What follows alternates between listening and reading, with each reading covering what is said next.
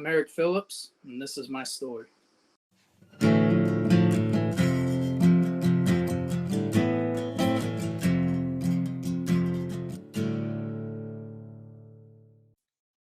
What's up, everyone? Thank you for tuning in to this episode. Go ahead and hit that subscribe button if you haven't done so. If you're on YouTube, follow on Apple and Spotify, like, share, and comment. That would help us out a lot if you could comment.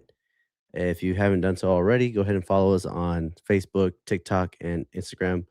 We are very active in those channels. If you have anybody that you would want to get on the show or you'd like to tell your own story, please hit us up and we'll send you our email to get you on. And with that, let's get into the episode. Erich Phillips, welcome to the show, brother. Thanks, man. I'm glad to be here. I appreciate it. No, I appreciate you. I know that old Chris and Jerry kind of referred you over. I heard your 4-hour podcast with him when I was coming back from my deer lease, and it was very powerful, man. You've done a lot of great things, and it's always good to hear from. I'm gonna say it like this, but don't tell your fans, but like ordinary people, as in like, hey, you don't have super strength, you're not super fast, you do these amazing things. And I just was in the privilege just to serve in the same military as you, you know? Yes. And yeah, that's a great way to put it, man. Because that's kind of how I like to sum it up myself. Is that I'm nobody special, dude. Like I wasn't a 350 PT stud, none of that. Like I was the average guy. yeah, dude, it's crazy what we're willing to do for our fellow man, you know, in a battle situation.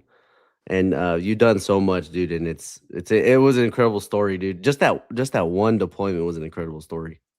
And that what's interesting is, so there was the military side of what was going on, and my personal life side had all kinds of craziness at the same time that was going on. Like Yeah. it was a rough year. It was a bad year for me. Yeah. You know what's crazy though, man? A lot of people, I'm glad you were open about that stuff because a lot of people go through something like that during a deployment and they're not honest about it. And they're just kind of like, what's the typical guy thing? Yeah, I'm okay. I'm all right. I'm good. Right. Right. And you know, back then, I say back then, like I'm super old, no offense, but they that back then it was kind of like you just got to like get up and just move on with your life, you know, like just don't worry about it, put it on the back burner. And then when you get out, like, hey, you're gonna just burn yourself. Yep. And so I appreciate it first for you coming on. I know you live in a different country. I don't even know how you got to that point, but that's pretty cool. I think I've only talked to somebody else that was like in Malaysia or something like that, and pretty interesting. Yeah. Yeah. But yeah, let's start off, dude. Tell me about you. Like, how were you growing up? All right. Okay, so growing up, I was come from a very poor family, so there was a lot of moving around, you know. So like I was born in Jersey, but then I was mainly raised in California, and then we went to my brother and sister were born in Texas, and then we finally settled in Florida, and then we moved from Florida to Arizona, and then in Arizona is where I joined the Army. So like there was a lot of moving around, not a lot of stability. It was mainly all the moving took place chasing work. You know what I mean? Coming from a poor family, you move to where the work is. So we bounced around a lot. And then when I was in Arizona, I had met my ex-wife and her parents. Her dad. She was living with her dad and her stepmom. And one day he sat me down. I showed up to the house in a borrowed vehicle. And he's like, I know this ain't yours. Where'd you get it? And I was like, I borrowed it. And he's like, all right, you get the hell out of my house. So I ended up leaving. And then the next day when I came back and I came over, he told me flat out, he's like, hey, man, sit down. We need to have a conversation. So I sat down. He looked me straight in the eyes, man. And he's like, check it out, dude. He was a retired E8 from the Air Force, I believe it was at the time. He retired out of Davis-Monthan. But he sits me down and he's like, dude, you're headed nowhere fast. And if you plan to remain with my daughter, you need to do something. He's like, what I suggest you do is join the military. He's like, I think it's right up your alley. I think it's the structure you need. He's like, it's what you need. And Mm-hmm. that's what dropped the idea at first. You know what I mean? Was him sitting me down, Jack. His name was Jack. So Jack sat me down and told me pretty much that if I wanted to keep seeing his daughter, I better straighten my ass up. So the interesting part, man, is I went to the Marines first, dude. So I went to join the Marines. Yeah, because I love a lot of people commercials. do. I love the commercials. Hey, Man. they're the best advertisers, right? Dude, man, they know how to sell it. Yeah. But it ended up not working out. You know, and they were like, hey, you know, one, I didn't have my high school diploma at the time. And then they asked me if I'd ever been charged with a felony. And I was like, actually, yeah, I had. Oh, shit. So the Marines were like, nope, you know, this is pre-war. So they actually gave a shit about all that stuff. So I was like, all right, well, that didn't work out. And no shit, man, I'm walking down the hall. There's the Army. And I was like, you know what? I'll try the Army. I walked in there, I sat down with the recruiter, and he's like, well, what do you want to do? I was like, I just want a job. I was like, I'm headed nowhere, and I need to get myself straight. He was an aviation dude, E7. And he's like, sweet. You know, like literally, he's like, cool, man. Because he was excited. I didn't know it at the time, but I just gave him an easy number. Right. You know what I mean? Yeah. I was hoping to make his quota and had no idea. So first thing he did is he asked me the same questions. You know, he's like, well, how old are you? I was like, I'm 17. He's like, all right. Oh, okay. Yeah, I was 17 at the time. And he asked me, do you have a high school diploma? And I was like, no. And he's like, all right, don't worry about it. I can get you a GED. I think you can pass it. And I was like, okay. You know? And then he asked the same question. You ever been charged with a felony, any type of criminal charges or anything like that? And I was like, well, yes, sir, I had. And he's like, oh, what state? I was like, state of Florida. He's like, not here in Arizona. I was like, no, sir, state of Florida. He's like, I'm not worried about it, man.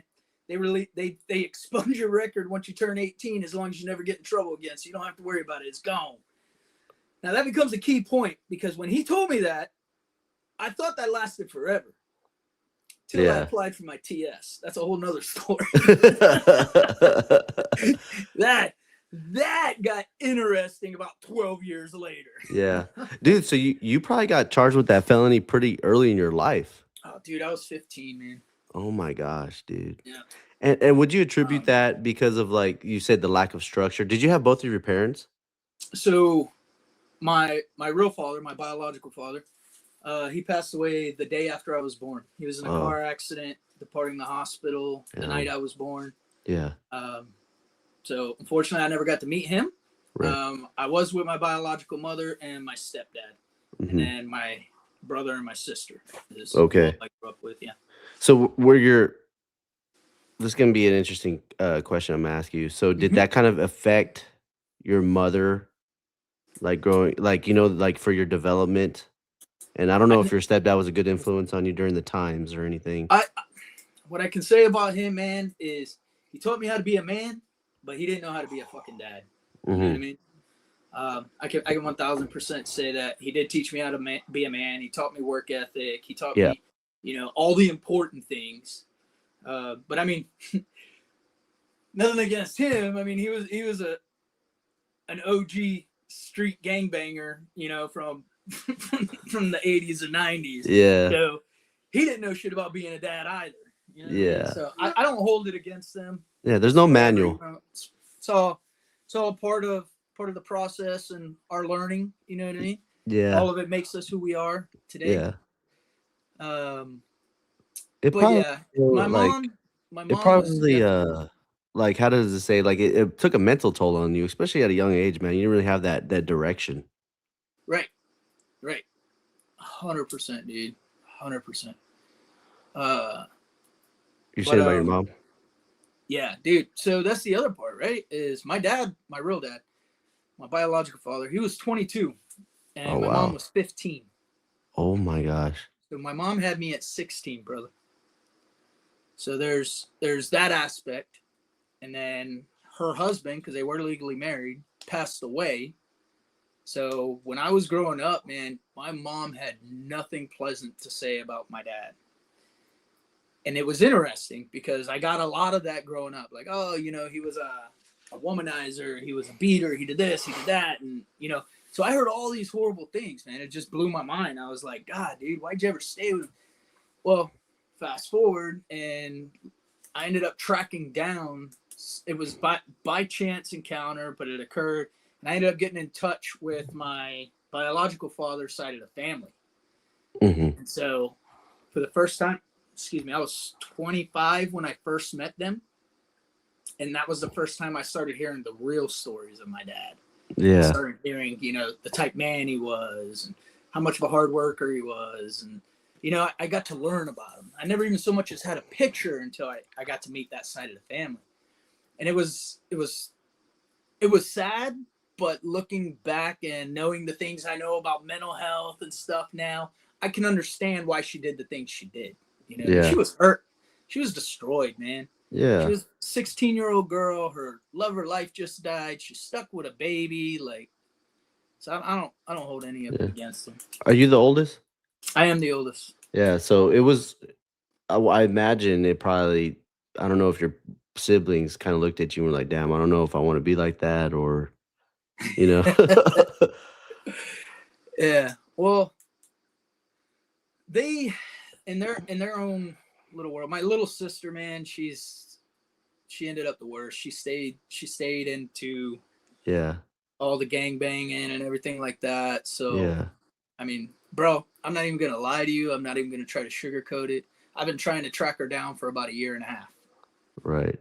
Last time I spoke to her, last time I saw her, which was the last time I saw her was actually the first time I had seen her since my mom's funeral too. Yeah. And it was she was at my my retirement party for when I retired from the Army, so it was awesome. We got to talk and we reconnected, and I was like, oh dude, this is great, we'll stay in touch. Well, she went back out to California and Arizona and changed her phone number, and I've been trying to find her since. But that's other stories. And then my little brother, he was doing a bunch of no good stuff, and then around 2005-06 time frame, he ended up joining the military. That's good. He ended up getting med boarded out because he took a round in the shoulder, destroyed his clavicle and stuff, and he couldn't recover from it properly. So he ended up getting med boarded out. So he was medically retired as an E5, I believe. Mm-hmm.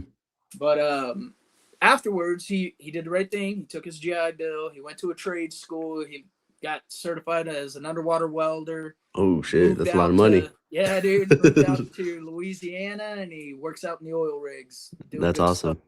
That's good, man. And I'm glad you guys turned it around for the most part. So you go to the Army recruiter, you get your GED. The GED test is actually pretty hard, probably. I didn't take it, but I've heard it's pretty hard compared to your high school diploma, where you just got to show up. Yeah, it was a little complicated. I barely passed. But granted, I also hadn't been to school in like 2 years, man. Yeah. So I basically dropped out in the 8th grade, so I dropped out at 15.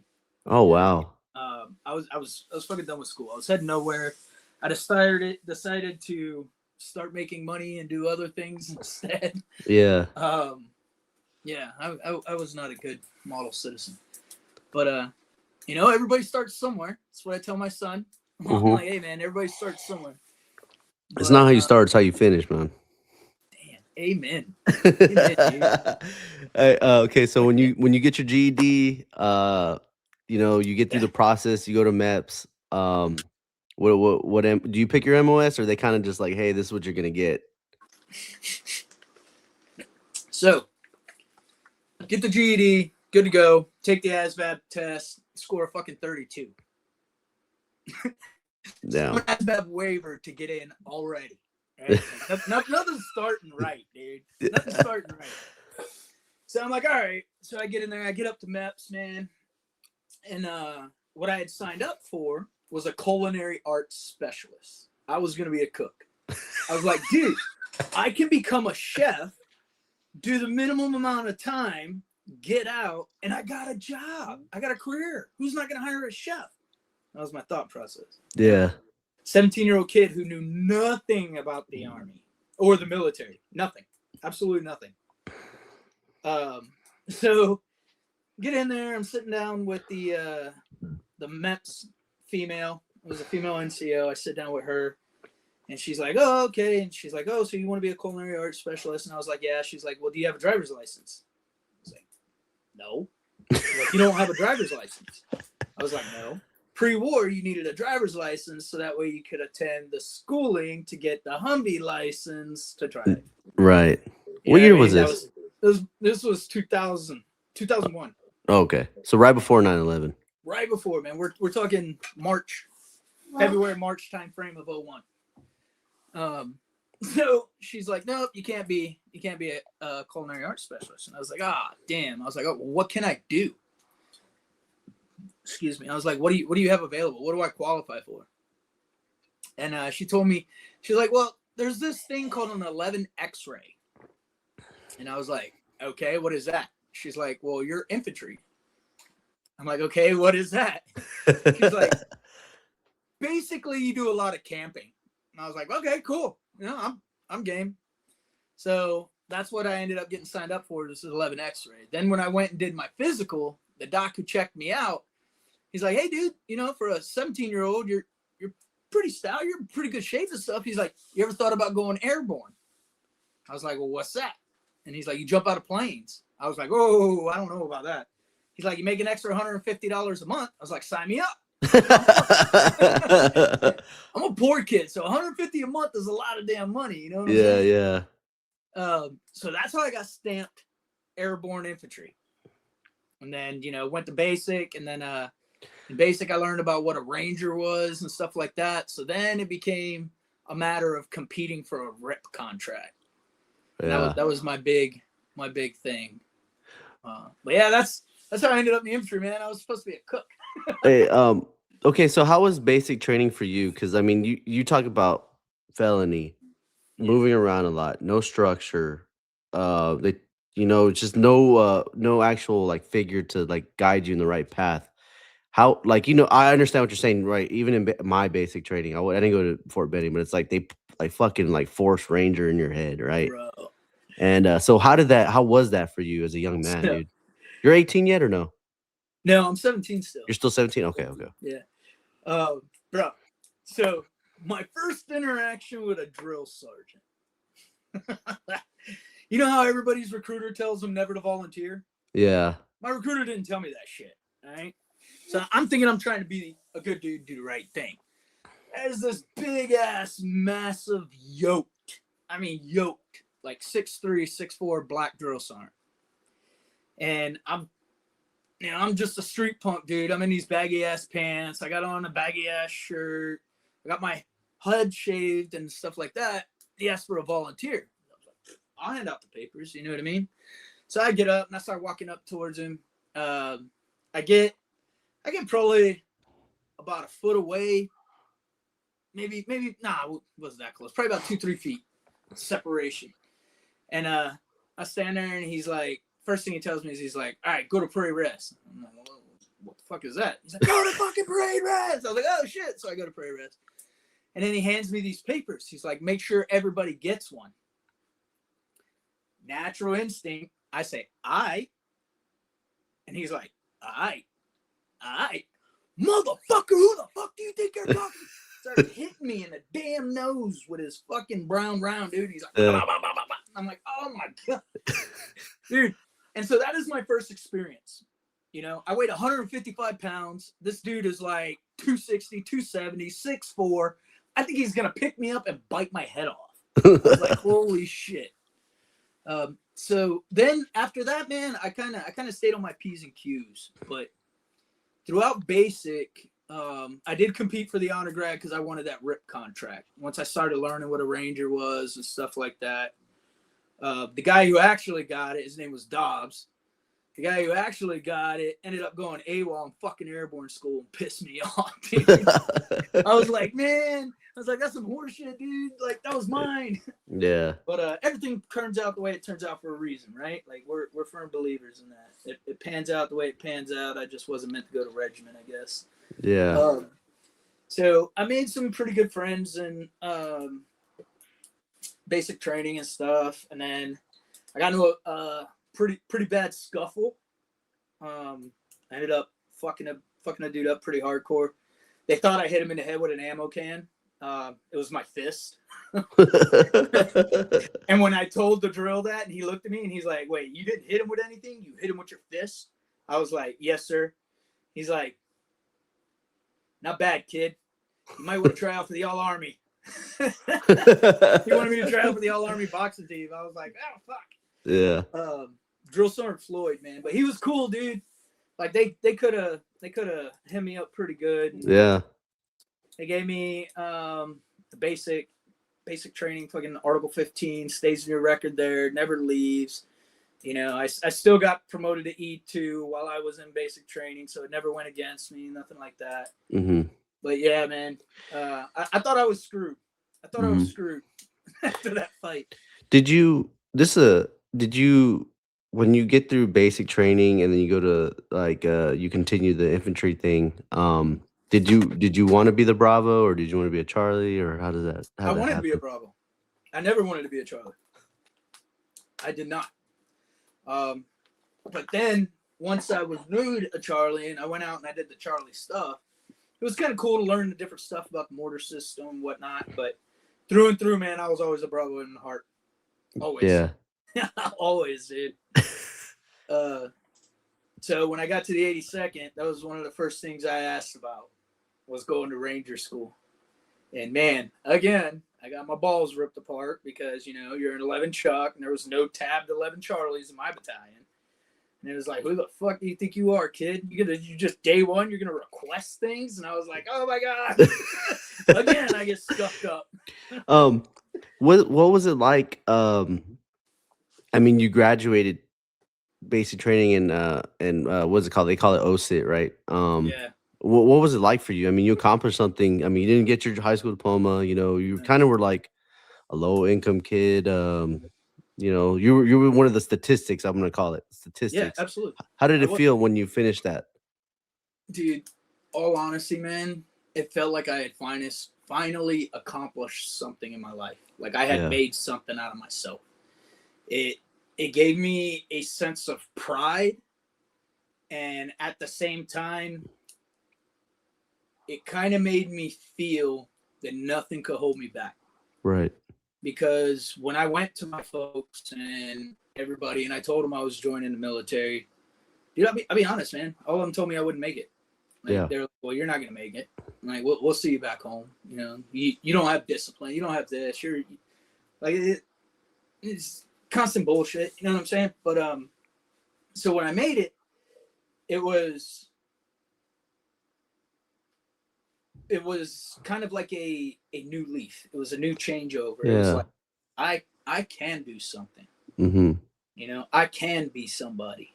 Yeah. So it was a good feeling, man. Yeah. It really was. Yeah. That's awesome, man. I'm glad like it happened like that for you and everything. You know, some people just need that structure, man, you know. Absolutely. You know. Absolutely. I get a lot of my guests, they join the infantry because of like their childhood, like their broken homes or something. And you end up, even though basic training was like the easiest thing you probably did in the military career, but it felt the most accomplishing. I mean, you're a young kid, like you don't get a lot of wins. You got to take them when you get them. You know? So when you graduate the OSIT and you go to airborne school, is there like a unit you want to go to? You know, everybody's talking shit, right? They're like, oh, I want to go over here. I want to go over there. Ranger Regiment was all I wanted, dude. Oh, okay. It was the only thing I wanted. So back then they used to take people out of after airborne school. If you graduated, they would line up all the infantry dudes and they'd have a regiment recruiter come through. And he would ask, like, all right, who wants to go to Ranger Regiment? You know what I mean? And so, again, I volunteered, and I got in that long-ass line of dudes who wanted to go. And then when I got up there, I gave him my name and everything. When he asked me my MOS, I told him I was 11 Charlie, and he's like, nope, we don't need 11 Charlie. So I was like, are you fucking shit me, dude? Like, it was...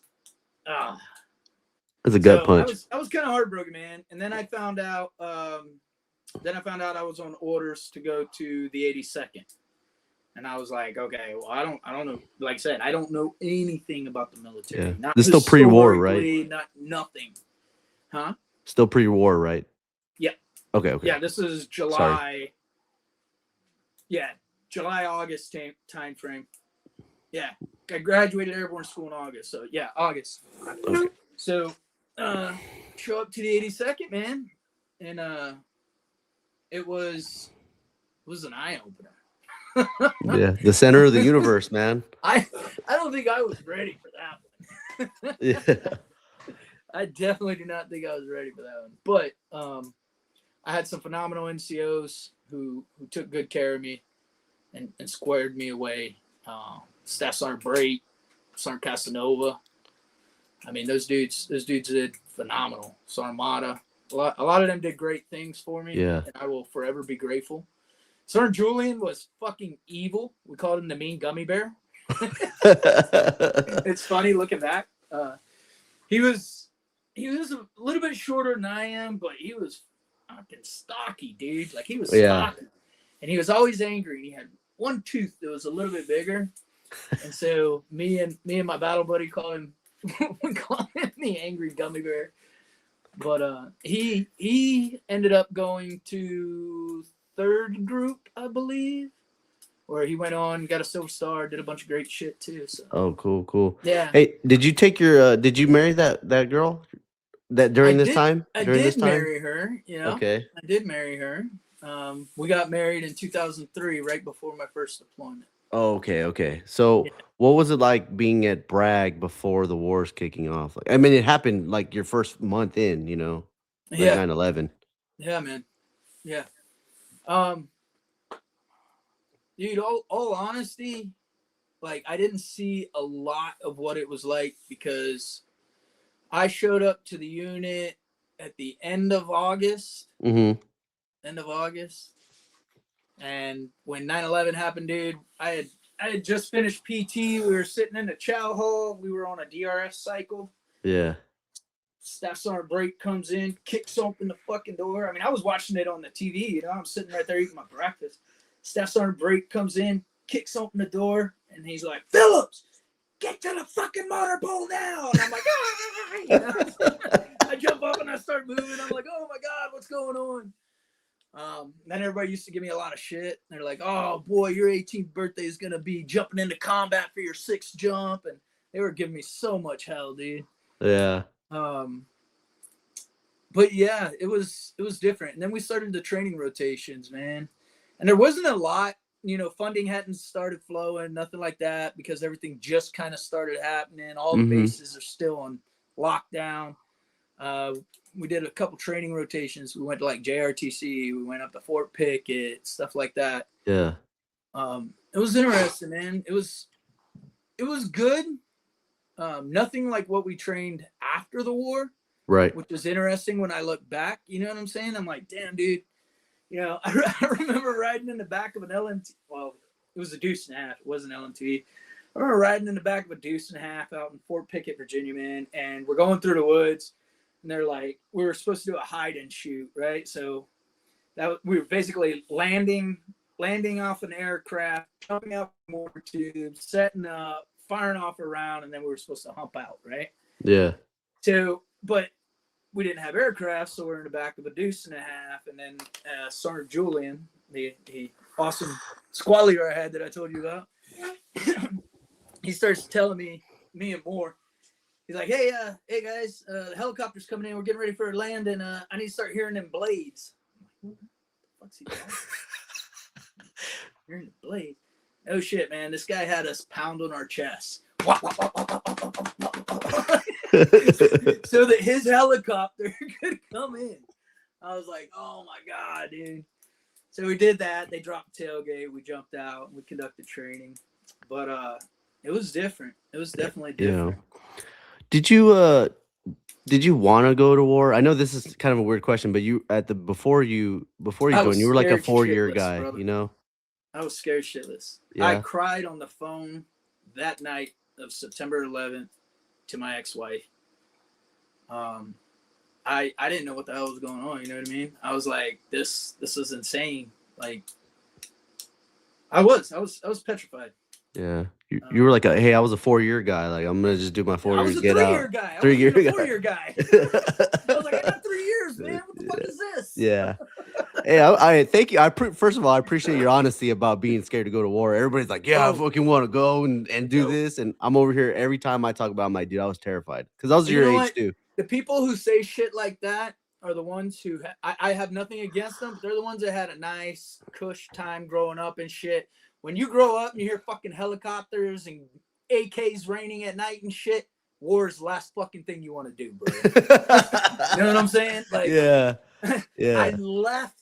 I joined the army to get away from that shit, not to right. go and fucking do it. Yeah, yeah, At least that uh, was me. That was me. That was my yeah, thought process. You know what I mean? yeah. So what what kind of like?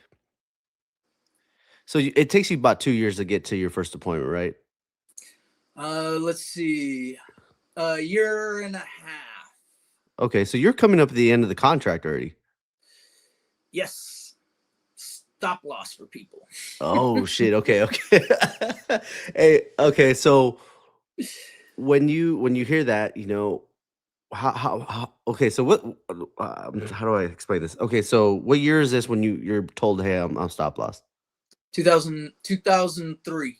Okay, this before the So it invasion. was the end of December because I was boots on the ground in Afghanistan January 2003. Okay, so you went to Early January, Afghanistan so like first. January 5th. Yeah, you went to Afghanistan first. Yeah. Yeah. Okay. Iraq hadn't been going on yet. Yeah, yeah. Go ahead. Go ahead. I want. Okay, what was I gonna say? No, no. Okay. So you get to. Okay. So you hear you're going to Afghanistan. Yep. What as a night? You're 18, 19 maybe. 18 at the time. Or Yeah. no, So I you just turned 19. I turned 19. oh I 03. turned 19 in Ranger School. Okay. Yeah. So you went to Ranger School during that before there in the middle of it. Oh yeah. I went to Ranger School before my first deployment. Oh wow. Wow. So Oh hey, dude, you got I didn't give up on that, man. yeah. I fought for that shit. I was like, if I can't go to Ranger Regiment, I'm gonna be a fucking Ranger. that was my mentality, brother. Right, right, right. Yeah. Do you feel that okay, so before we get into Afghanistan, do you feel you and your squad, were you guys like trained enough to what you were gonna experience? I would say not really. Yeah. We were trained. We did a lot of training rotations. We met all of our medal tasks. We were good. You know what I mean? We were straight. Yeah. But we were not anywhere near what we were moving into. But then again, at the same time, man, in my humble opinion, I don't think anybody was ready for what we were moving into. Yeah. You know what I mean? Like mountain warfare is, oh my God. I mean, granted, some of us were in the South as well, and it's more desert and open, but you're still dealing with trenches. You're dealing with wadis, and yeah. It was still kind of new too, like I mean, I only think like Man, we were group. still doing enter and clear a trench, man. We were still doing bayonet training. Yeah. And getting certified with bayonets before I Yeah. could deploy to Afghanistan. Yeah. Yeah, I asked that question because when I was young and I was going through it, I was like, man, did we do it? I didn't. I deployed 3 months into my first duty station, so I was like, damn, I'm not even trained. Like, I don't even know what I'm doing. Like, like, so You didn't you've have been that there for a comfort while. yet. Yeah. Yeah, yeah. So and especially something new, man. Like, I mean, only like group like 10th Mountain had been to Afghanistan, and then now you guys are about to go. Yep. Yeah, what do 10th you? Mountain, 101st, and one brigade from the 82nd was there. Yeah. So did you guys hear rumors about how it was gonna be or anything? No, dude, because you got to remember back then. I mean, we're still writing letters, bro. There's no text message. There's no fucking emails. I didn't get my first email until I was in Afghanistan because the S shop told me I had to have one to receive an LES. That's how I got my first email, bro. Yeah, yeah. And what's funny, so another nice little funny story for you, man. Mm-hmm. So when AKO came about, right, the Army's new email system, when it came I about, remember. We were crappy. in Afghanistan when that shit popped, right? And it was like, okay. So when I was in the 82nd, was when they first started doing it. So it was what, 2001? Yeah, it was like September of 01. You sat down with the S1 and they told you, hey, you gotta come up with an email name or address or whatever it was, right? My first AKO, dude, before they made it, hey, no, everybody, it's your first name, last name. Yeah. My first AKO was Mad Mortarman 82nd at us.army.mil. Oh my god.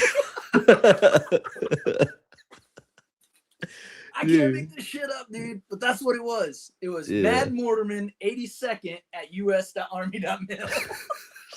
Hey, you're the reason they changed it, dude. I probably am, dude.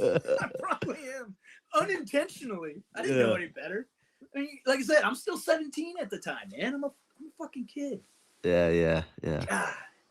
But what part of go ahead. What part of Afghanistan are you guys going to?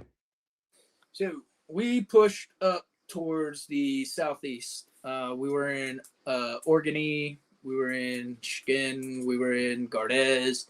So we were kind of all up in that eastern side. Yeah. What did they tell you? Like, I know you're a young private, and they're not telling you, or specialist probably, but they're not really telling you everything that you guys are gonna be doing. But did they kind of like, hey, this is like what our mission is? Mission was to hold ground and kill bad guys, is the way it was put to us, man. Yeah. Like, no shit, it wasn't. There was no in-depth explanation like we do nowadays and stuff like that. Yeah. It was just, hey, boys, you've been trained up. We're ready. We're going to push out to these bases. You'll establish your mortar firing points, and you're going to go out on missions. That was it. Okay, so they already started establishing like cops and fobs and stuff. Yeah. Okay. Yeah. We stood up. So I guess I never got to see it in the end, but I heard stories about it. I guess Organy became a pretty big fire base after what we had built. But I just remember, man, it was just like 3 mud huts and some tents. You know what I mean? Like there was nothing spectacular. We built our guard post. We did dig a class 3 mortar firing pit. For anybody out there who knows what that is, knows that's a fucking headache and a lot of work. Right. we built some bunkers. We built the FDC bunkers, stuff like that. One of the biggest things, man, is Organy back in 2003. Dude, we used to get rockets all the time. Like, it became the norm. Like, if you didn't receive, 2 to 3 rockets a day, Taliban was partying somewhere. You know what I'm saying? Like, they were with the goat. It was, yeah, dude, exactly. Be careful at night with the thermal.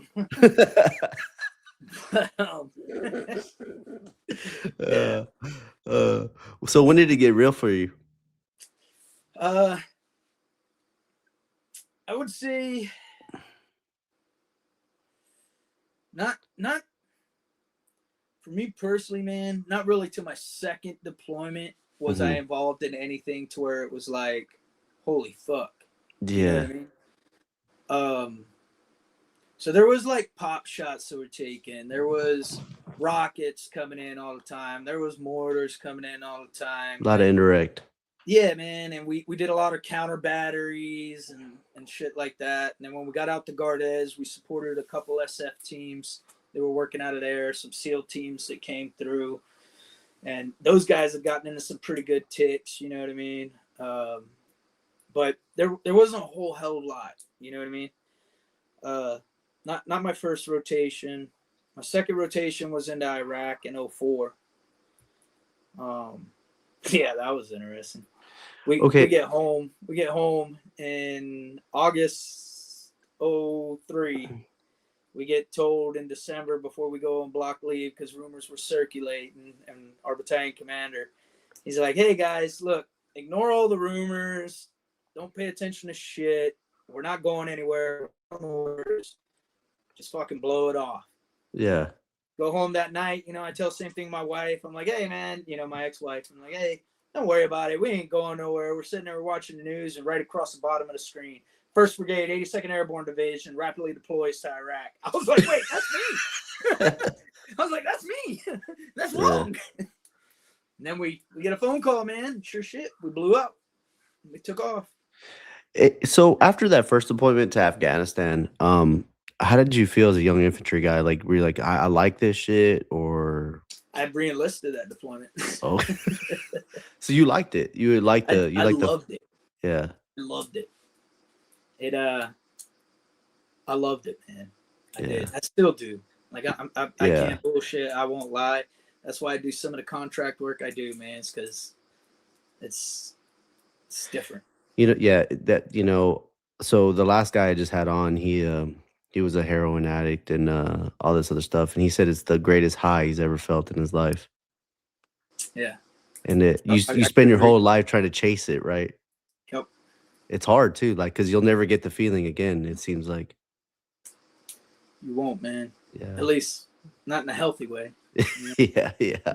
I mean, I tried skydiving. I've tried doing all that shit. I've mountain climbing, fucking mountain biking. Like I've tried. I did competitive jiu-jitsu for a while. Like I've tried finding it. Yeah. It's just something about it. It's different. Yeah. So after you reenlist and then you guys are going to Iraq, what did you get any like new NCOs that just came to the unit, or is this the same battalion, same company? So I actually got promoted to the squad leader. My squad leader got fired while we were in Afghanistan. Oh shit. Was Sergeant Julian? No, Sergeant Julian didn't go with us to Afghanistan because he already had orders to the Q course. Oh, okay. So he trained me up. He did all the phenomenal shit, and then I got this other dude, Sergeant Taylor, who came from a line company, came from Alpha Company, and Taylor was kind of an arrogant fuck, and he wasn't that good. You know what I mean? Mm-hmm. Like he was one of those dudes. So I didn't hit it off with him super great, but yeah, but yeah, dude, there was a hard lesson that I learned my first rotation in Afghanistan as a infantryman. I was the gunner, my squad leader, and then I had an ammo bearer and AG, and we had troops in contact, requested an Illume round. We fired off 2 Illume rounds. They requested a 3rd Illume round, and my ammo bearer grabbed a red phosphorus round. Oh shit. Yeah. And didn't realize it until after the round had been hung and fired. Yeah. Because the way he got caught was after he hung and fired that round, he went back to grab another round, and the squad leader seen him reach into the red phosphorus instead of the Illume. Mm-hmm. Right? And so that became a big ordeal. Yeah. Obviously. Yeah. Luckily, nobody got hurt. Thank God. Nobody got injured. But because of that, it kind of changed something in me, I could say. You know what I'm saying? Because from that point forward, I took things a lot more serious. Because I came to the realization that I could have just killed U.S. soldiers. I could have just burned them the fuck alive. Yeah. You know what I mean? So that incident changed me. So when Taylor got fired and kicked out of country, I got promoted to corporal at the time, and it was like, all right, squad yours. And I was like, oh shit. So I've been in the army for like 2.5 years now. You know what I'm saying? Yeah, yeah. I'm fucking 19, dude. Like, really? I'm a squad leader? Like, what the fuck? But my platoon sergeant, he's like, hey, Ranger. That's all he called me, dude. Because, I was, well, by the time we went to Afghanistan, there was 3. There was me, the new platoon sergeant that came in, Sergeant Casanova. He was stabbed. And then another dude in 2nd Battalion. I was in 3rd of the 504. Another dude in 2nd Battalion went through Ranger School 2 classes behind me. Yeah. So there was now 3 11 Charlies with a Ranger tab in 1st Brigade. Yeah. So that was his thing. He was like, hey, Ranger, you're good. You got this. And if you don't, then I'll fire you too. And I was like, oh, thanks, man. I appreciate it. Yeah. But so yeah, man, that changed everything. It changed up the way I ran my gun drills. It changed up the way that I ran fire missions. It changed up the way that we continued to train while we were there. Like, I took everything, and it probably ended up shaping me for the better, because when the saying came out, train as you fight, Yep. man, I lived by that. Yeah. Like, I swore by it. Like, even dudes on my ODA, and even when I was a platoon sergeant, like, they'll tell you, they're like, yeah, man, Eric's one way. As soon as he steps into fucking training, or there's something going on, though, he's a different person. Like, it's a switch, man. And I think I know the cost of war. We all do, obviously. I know the cost of war, and I know the best way to prevent it is to being able to move as a single unit. Yeah. You got to think what I think, and I got to think what you think. You know what I'm saying? And it has to be.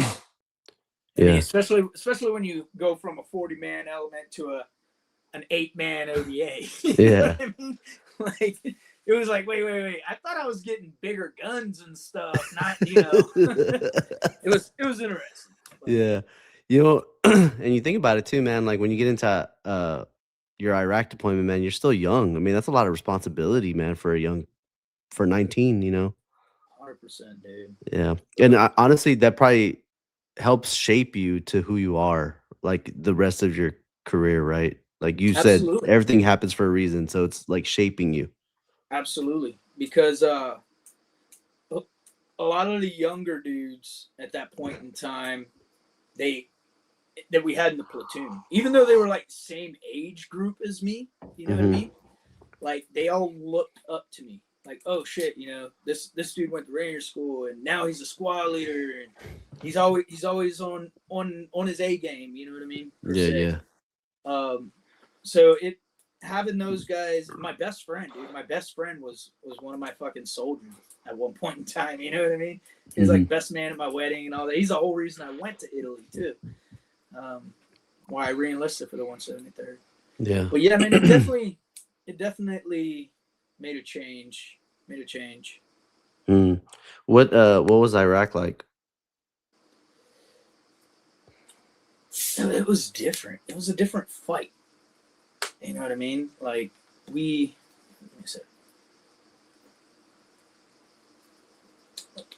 were doing housework instead of 7-8 style training. You know what I mean? It was like, it was enter and clear a room, and going building to building, and establishing support by fire positions with gun trucks now, because my initial rotation in Afghanistan, everything was about being on foot. It was being on foot, humping up and down the mountains with an 81 millimeter mortar system on my back and a fucking base plate. Gotta add the base plate in, dude. Yeah, dude. Well, the other guy couldn't carry it, so I ended up having to double down. Fucking A. But yeah, dude, it was different. It definitely shaped me. My initial trip to Iraq, same thing. Not a whole hell of a lot happened. Couple pop shots here and there, some indirect. Yeah. I didn't get into a real gunfight per se until my third rotation. I was going back to Iraq. I was with the 82nd still, and we were pretty much clearing everything. We got a task force, and we were clearing everything from the bottom of the Euphrates all the way up to the top of the Euphrates. It was a massive clearing. It was 2005. So we had Ramadi at the same time going on. Right. The other part of my platoon went. And I was in scouts at this point in time. I left the battalion mortars, tried out for scouts, got picked up, and I was over there as a sniper squad leader. Okay. So you did Iraq back to back. Yep. Okay. How are you? This can be a kind of interesting question. I mean, like, it's relative, but like you're going on these deployments, but how are you preparing your ex-wife at the time? Like, I know it's hard, right? Like, I don't know how families do it sometimes. I was single when I left, so I was like, oh my God, I gotta worry about shit like that. But do you think about things like that? Like, even in the future, I didn't back then, man. No. Like, back then it was just I mean, shit, I was going on my third rotation. It was norm. It was just, all right, here we go. We're going downrange again. Going downrange Yeah. again. You know what I mean? Like, it was come home, take leave, train, take leave, train, Yeah. go to war.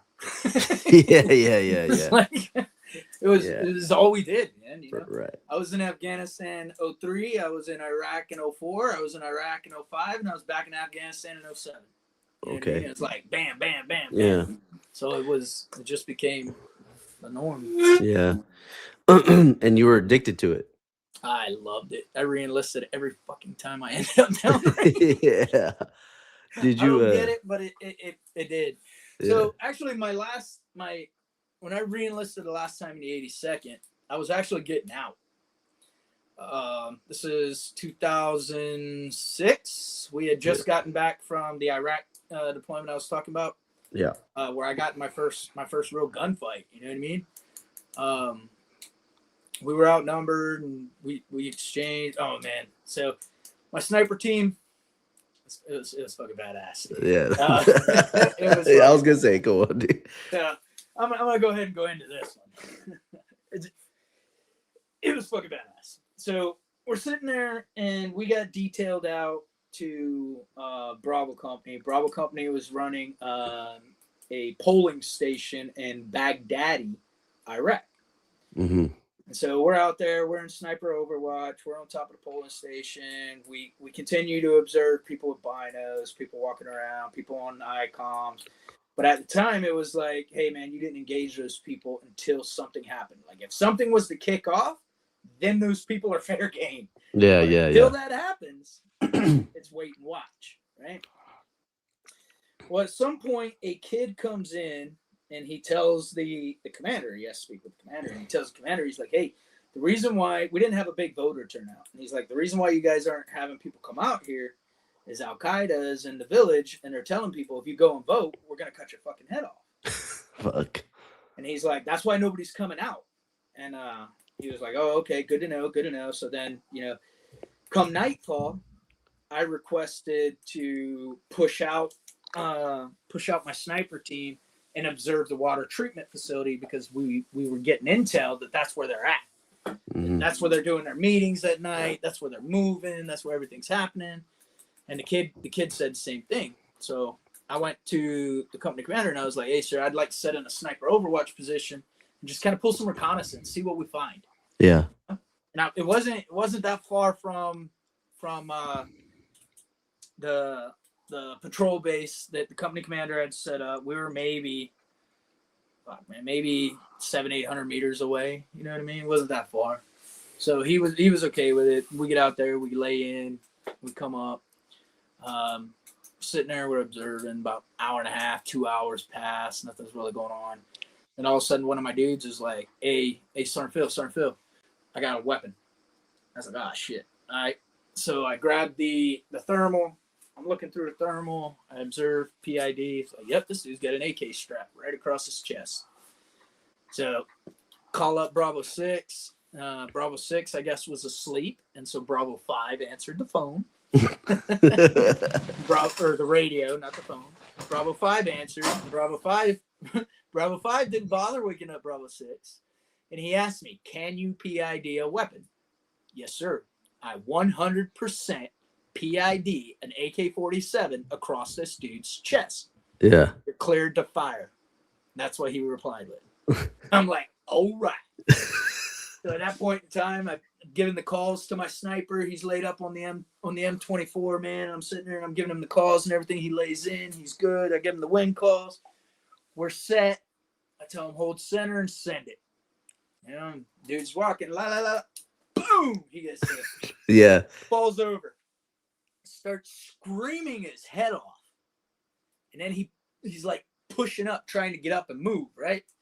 So immediately I tell him re-engage. Clink, clink. Boom! He hits him with the second one. Banana peel. Dude folds back. So then, I called it up. I'm like, hey, Roger, we got him. What we didn't account for is how many other dudes would be inside the water treatment facility. Right? Yeah. We're on the high ground, luckily. We're in the high ground. We're probably about 50 feet up on a high ground looking down into the water treatment facility. And these dudes just start flooding out of this place, and they're just shooting AKs randomly everywhere, dude. Yeah, they're doing the like, Hodge, oh, dude. Shit. They start picking them off. I just start calling them off. I like hit the one on the right, hit the one on the left. Hey, at your 3 o'clock, at your 2 o'clock. I just start calling them, dude. And I had two sniper systems up. One was the M24, and the other one was engaging vehicles that were trying to depart. Oh shit! So that was interesting watching somebody get popped one of those with a fucking 50 with a Barrett. Yeah. Dude, holy shit! But so eventually, like we're taking a lot of contact, and I'm like, all right, man, we're breaking contact. I call back. You know, I've been reporting everything to Bravo 6. 5. Or yeah, Bravo 5. Exactly. Yeah, that's exactly. probably a key something in the now, story. Right now, you hear all the gunfight going on 500 meters away from him. And so I'm relaying back what's going on. I told them, I'm like, hey man, there's about 20 dudes. They're in pursuit of us because we were breaking contact, man. They started maneuvering up, coming up the mountainside. So we started breaking contact. We're banana peeling out. I hear this call come across the radio. Is like Red 1. Like, hey, Ranger 2, this is Red 1. I'm here to support you. I understand you're in some contact. And I was like, yes, sir. He's like, hey, yeah, I'm still not getting what Red 1 is at the point in time. Yeah.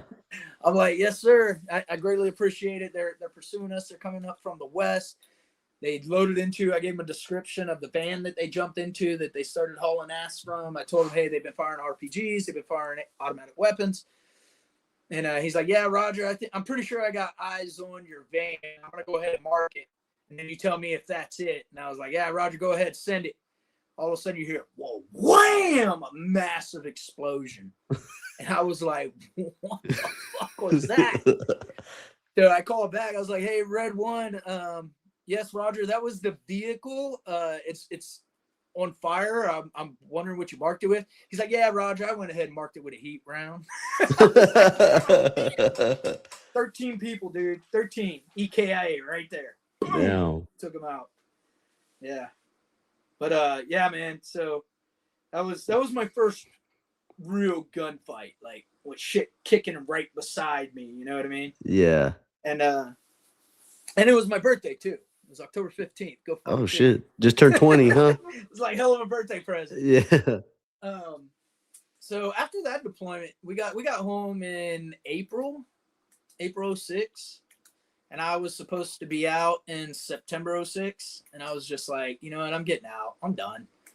You know, I felt like I had already done everything that I could. I could see kind of like some changes that were happening. And it was that point in time of, all right, I've done 5-6 years. Either I'm going to stay in for the long haul or I'm going to get out. Yeah. Yeah. And, you know, my ex-wife at the time, she wanted me to get out. I was like, yeah, hell with it. I'll get out. I had, gone back home with my grandfather, visited him a couple times. I had talked to the local police department. I talked to a Panama City SWAT team, stuff like that. Just started trying to see like what would be my new route. You know what I mean? Some options. Yeah, exactly.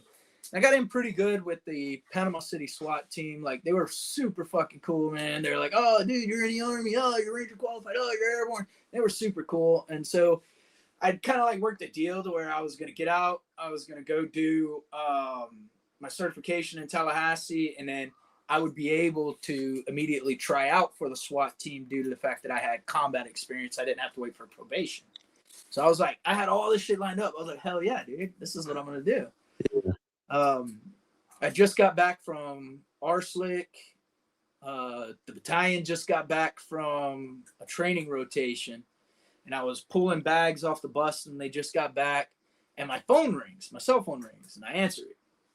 And it's my buddy, because there was a weird number, you know. I was like, I don't know this fucking number. And I answer it, and it was my buddy calling me from Lonsdale. And he told me, it's Stefan. Stefan was like, hey, dude, like, you know, I was in a bad gunfight, and I'm in Lonsdale right now, and shit was crazy. And he starts telling me about this badass unit. He's like, but it's the greatest unit I've ever been in. He's like, it makes the 82nd look like, you know, he just went on his tangents. And I was like, what? And I told him, man, because he was pretty distraught. And I told him, I was like, look, dude, don't worry about it, man. I'm going to walk into retention's office right now, and if there's a slot, I'll re-enlist. I'll be there for your next fucking deployment. I'll be there right beside you. And no shit, man. I walked into re-enlistment.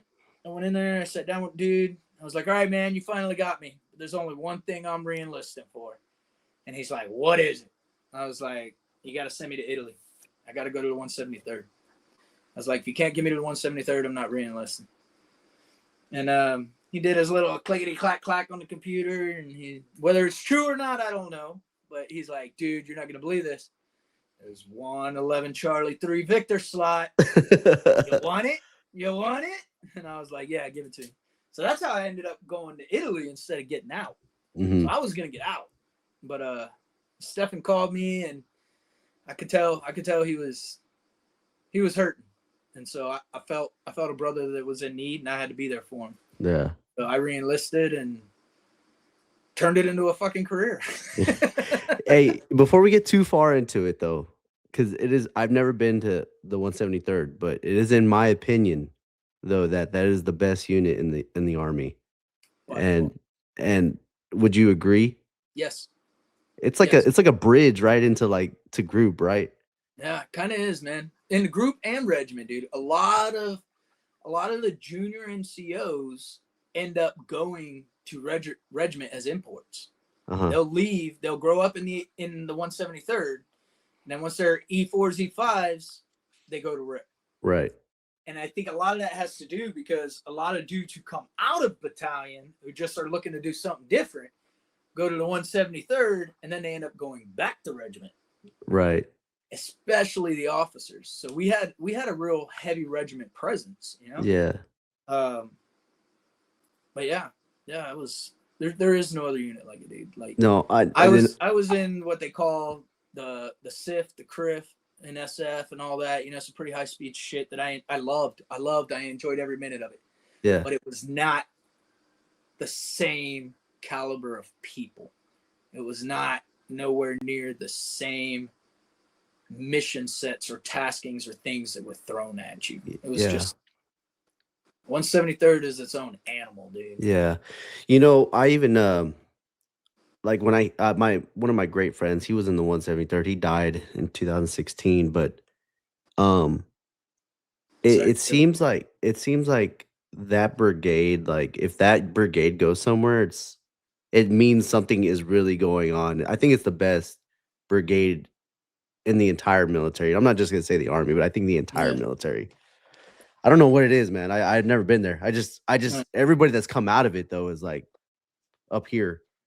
And they've all got good shit to say about it. Yeah. There's not one bad thing I've heard about it. So when you re-enlist, are you like, I mean, you talk to your friend, is he telling you how great, like, hey, you need to step up, or like what's going on? Dude, all he was telling me was it was a phenomenal unit. The NCOs are great. Like there's nothing negative to say about it other than the fact they get dropped in every shithole and shitstorm that exists. That's what he would tell me. And Chosen Company, where I was, Chosen Company in 2005-06 timeframe, they were in Argandab and all that, and they had a pretty rough deployment in 05-06 too, you know? And so when I came back, those were the dudes that I was facing, was that leadership. Those NCOs were my peers. These guys who are fucking battle hardened, and here I am, you know, I've got maybe 3 real firefights under my belt. You know what I'm saying? Like maybe 3. And so like hearing these dudes, like I all looked at them. I didn't say nothing to them, man, but I looked at a lot of them like they were way fucking better than me. Like I remember sitting in a shop one day. I did something. I made some type of mistake or something, and even the S1 NCOIC turned around and told me. I don't remember his name, but I remember him telling me, he's like, "Look, man," he's like, "I'm gonna put it to you like this." I was still in processing when I made this little error. I don't remember exactly what it was, but this mistake. And he told me, he's like, "I'm gonna tell it to you like this, man." He's like, "The one thing you need to do, and you need to do it fast, is tighten your shot group, because that shit don't fly here." And I was like, huh? It wasn't even like a big thing. I think I was like late to something, or I filled out paperwork wrong. something ridiculous. But he told me flat out. And then once I got in assigned to Chosen Company, I started seeing it. Yeah. Captain was introducing me to second platoon dudes and third platoon dudes, and I started meeting everybody, and all of them, man, they were all studs. I couldn't believe it. I was just like, God bless. And then doing PT with them, I was like, oh my God. I was like, I thought we ran in the 82nd. Fuck no. Yeah. Did These you guys would break me off like every damn day, man. did you know you guys were going back to Afghanistan, or was it kind of like, hey, we might go to Iraq or Afghanistan? Yeah, we were gearing up for Iraq. We were getting ready for it, and then the shift came, and we went to Afghanistan instead. I remember when Colonel Oslin got back, we were in Hohenfels, and he got back from the PDSS, and he called all the NCOs, E5 and above, called everybody into the tent to provide us slideshows and shit like that, talk about the AOR, the various locations we would all be occupying. Excuse me. And I remember when he got to Chosen Company, and he's flipping through these slides, and he gets to these pictures that he took, man. And you can't see shit. Like, all you see is white. All you see is white. I'm like, well, where's the base? He's like, oh, it's buried under all this snow. Like, they had to dig out the doors and stuff to be able. I'm like, what? I'm like, wait, what? Yeah. Started finding out about the altitude. The altitude was like 7,000 feet plus, and at the base station, you know, like at the camp. What's up, bro? You okay?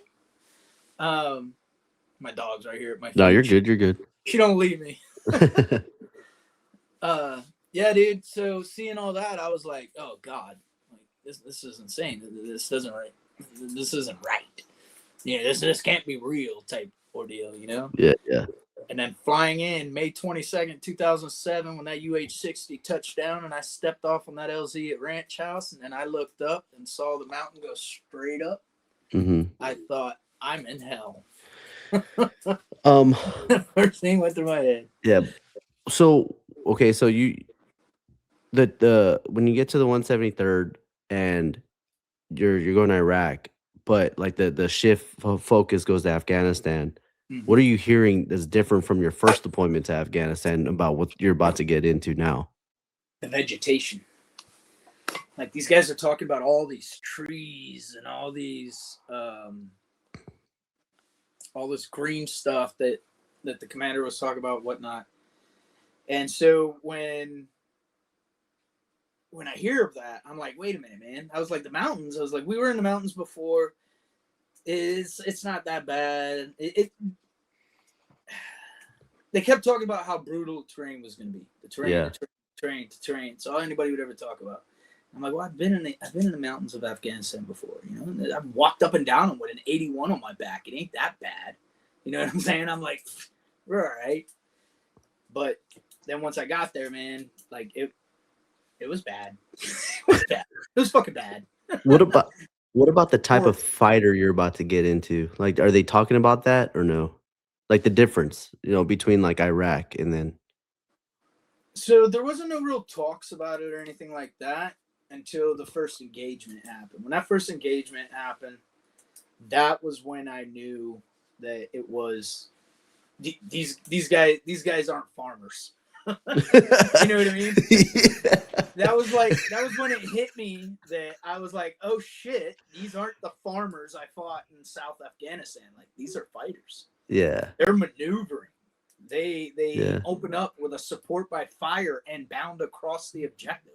Yeah. Like, we found Chechen dudes that we had schwacked. You know what I mean? Like, it was foreign fighters coming into Afghanistan, and they were up in Nuristan, and they were getting their gun on. Yeah. Would you say that compared to like that last firefight you had in Iraq to Afghanistan, they were like way better than those dudes trying to maneuver on you? Absolutely. Absolutely, man. Yeah. They like stayed in play, huh? Yeah, exactly. They didn't take pop shots and run from me. They came and tried to take my head. It was not cool. Yeah. Yeah, they were. It was definitely different fighters. Now Bella was the one always getting in ticks. You know, they were the ones south of us.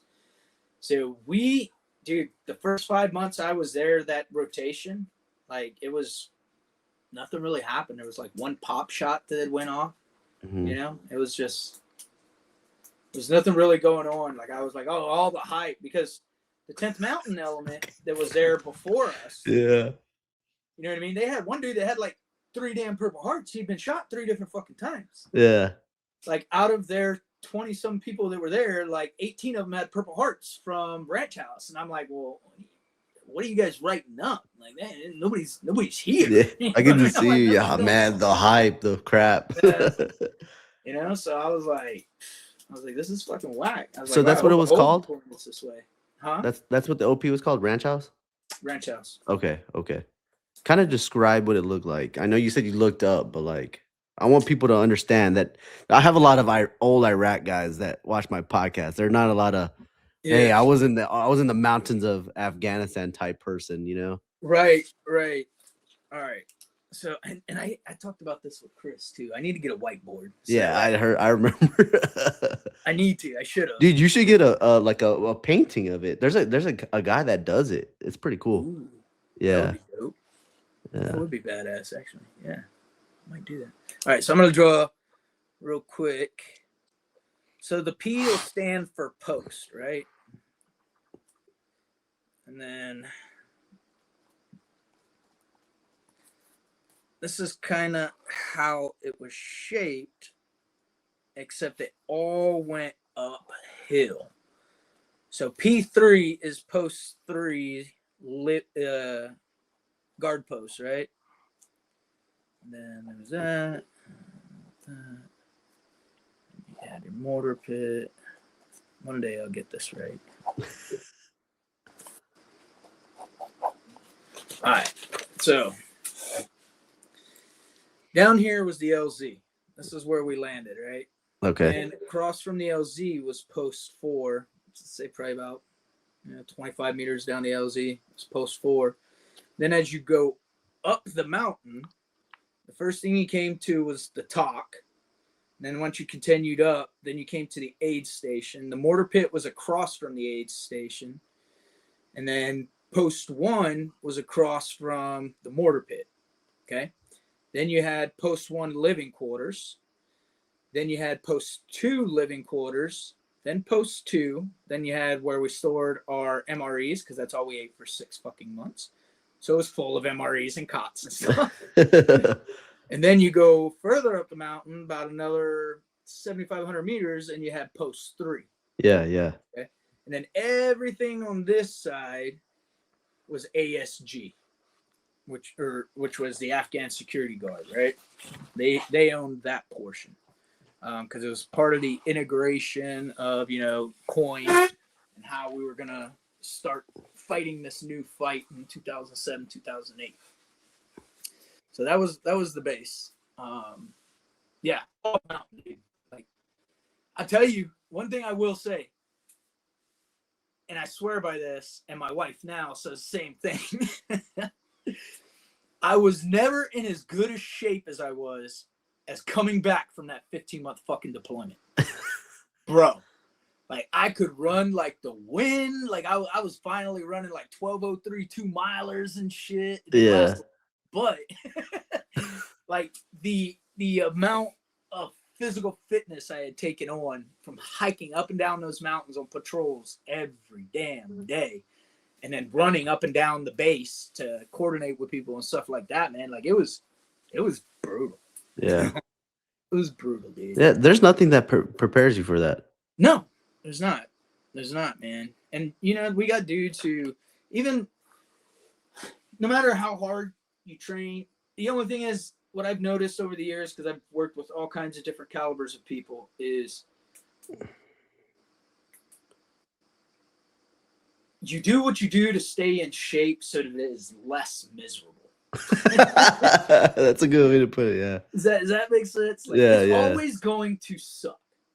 Uh-huh. That you train the ruck with your 60 pound ruck, and then you go to the field and it's a fucking 80 pound ruck. Then you go to Afghanistan and it's a 110 pound ruck. It's like you just train and stay in shape so it doesn't suck as bad. That's the way I like to put it. It always fucking sucks. Yeah. It's miserable. There's no easy way to put it, man. I'm an honest guy. Right? I will always be shooting straight. Like I said, yes, I was scared shitless my first rotation to go to Afghanistan, man. I was 17. I was petrified. Yes, I was never an all-star super stud. I was one of your 270 to 290 guys consistently, you know. And then I hated humping up and down the mountains. Yeah. I never wanted to rush off into combat. I enjoyed it. Yeah, I enjoyed it. I'm not going to lie. Yeah. But I never wanted to go be in a gunfight. I never wanted to go, you know what I mean? Right. If that makes sense. It's like, all right, if we're doing this, we're doing it. Yeah. I want to make sure my A game's on. Let's play ball. But it was never an I'm going to search it out type thing. You know what I mean? That makes sense. No, for sure. Yeah. You're like, I'm going to hand it to you when I get here, but you know. Exactly. You got to get here first. You got to come to me. You have to come here and deal with this. Yeah. Now I'm fucking angry. Yeah. So you said like first 5 months into that deployment, nothing really happened too much until when? What happened? Till about was it like a rough 04:55, 22 August 2007, I woke up to a hellacious gunfight. And that was the beginning of it. Yeah. I was asleep in bed. Machine guns opened up, so I jump up. I'm like, oh shit, what's going on? I'm sorry, hold on. Before you keep going, what was the date of this? It was 22 August 2007. Oh, so you're already at the end of the fighting season, but right, like because of the summer, right? That's weird. Okay, go ahead though. Exactly, right? Yeah. So it was unexpected, but yet at the same time, nothing happened to us during the fighting season. Yeah. You know, it was building. Yeah. They were preparing. And come to find out, they were honest to God preparing, man. Like there was a video that came out that we pulled off the guy, and they no shit did a full-on op order. Like he's sitting there with his little high-speed stick pointing out, talking about the op order and giving it to his guys. You see him preparing, walking through the mountains to get to us and everything. But yeah, man. So, you know, I was sitting there, woke up to the gunfire kicking off. I jump up, I start putting my kit on. Jason Baldwin and Kyle White run into the aid station. They're like, Sergeant Phil, we're under attack. And I'm like, yeah, no shit, Sherlock. Put my IBA on, right? Like, yeah, the gunfire didn't give it away, guys. But you know, it was funny. I told him, I was like, get back out to your position and I'll get there. I finished putting on my kit. I remember I put on my helmet. I started to put my nods, and then I looked at my watch, and I was like, oh, it's daylight. Threw my nods down, put my pillow on top of them. Didn't want them to get broken, you know? So did the suns just start peeking out, or what? Because you said it was 04:55, right? Yep. It's okay. Daylight started showing up there where we were in the mountains about 4:30. Okay. 4:30, sun's already creeping, man. Yeah. It's important because they didn't really have night vision, so it's kind of like, yeah. Yeah. Okay. It was the twatical, not blah. The early morning nautical light, or however it's. Yeah. TBI's messed me up. I can't. No, you're good. You're good. That well. Somehow, somebody smart will end up typing it in there and say, "It's this, you jackass." But it's all right. So yeah, man. I knew that it was already up because typically I would get up earlier, do PT, or I would have my radio guard shift where I took the talk and whatnot. So I knew about the times where it was light outside. So I started coming out the door, and as I came out the door, man, there was all these Afghans running past me, like just sprinting, man, like a horde of them. And I recognized the commander, and I'm like, where are you going? What are you doing? And he's sitting there and he's telling me, he's like, Taliban, and he's pointing back over to their hooches, right? And I'm like, yeah, no shit, get the fuck back over there and start fighting. You know, like I was getting pissed, dude. Like I remember yelling at him. I'm like, get the fuck back over there and start fighting. And they kept saying no. And then finally, when they bypassed me, I'm standing there and I like turned around and I'm yelling at him. And then that's when the initial burst kicked up by my feet, dude. And that's when I knew it was bad. Mm-hmm. That was when I was like, oh shit, they're inside. Yeah. How many people are on this OP ranch house? Like of 22, Americans? 22 US. Oh shit. And then a bunch of guys that are scared to fight. So Yeah, exactly. There was yeah. 22 US, and out of those 22, 12 of them ended up being medevaced out. Who okay, what does the ranking structure look like? You got a senior lieutenant and then you or what? No. So we had a newly pinned first lieutenant, and then we had a weapons squad leader, and then I was the third. I was number 2 NCO in charge.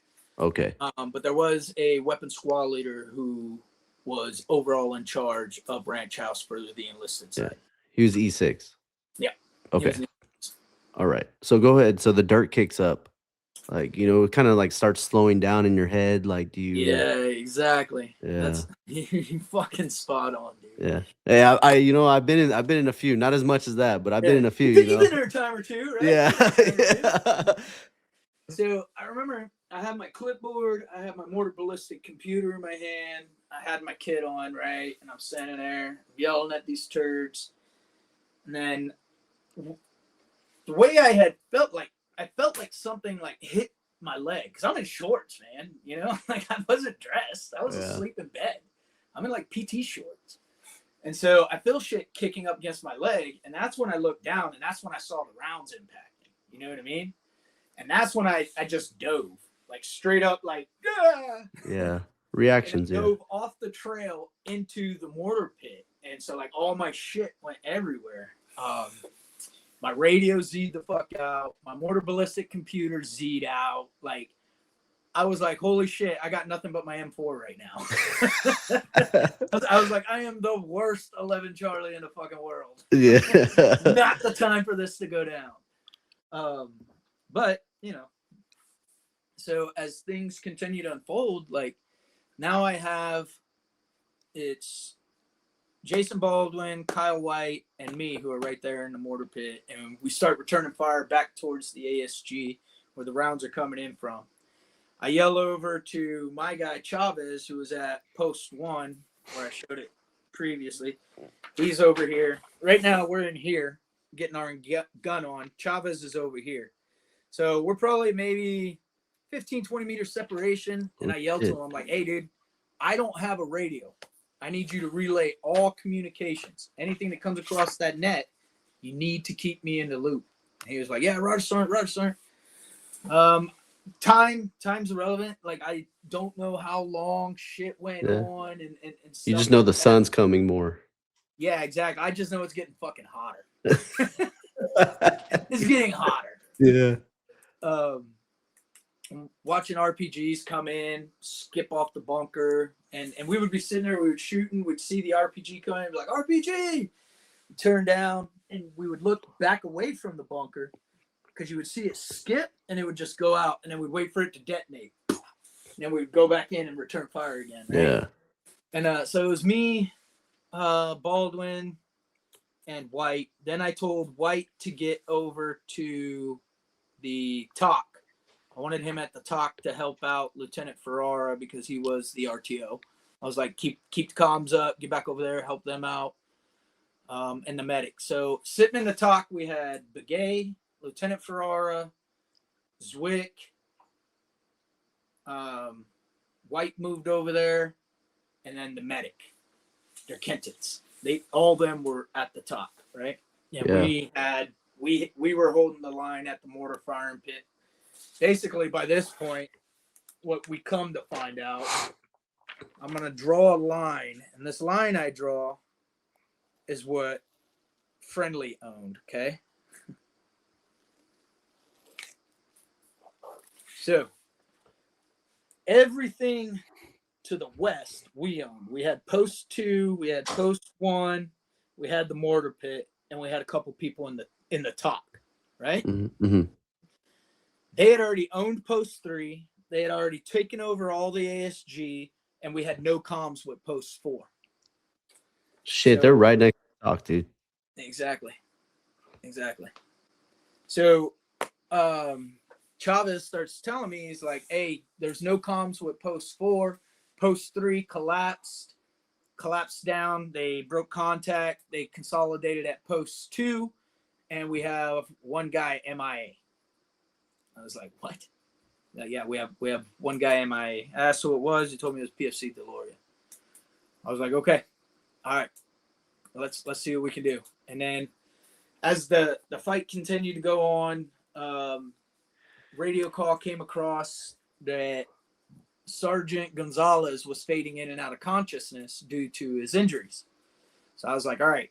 At that point, I came up with a plan that I was going to go back to the TOC, grab the medic, and then I'm going to take the medic up to Post 2 so he can treat people. Because everybody at Post 1's good. Everybody at the TOC's good. We haven't heard anything from Post 4. We're just hoping that they're holding out. And we're going to make it work, right?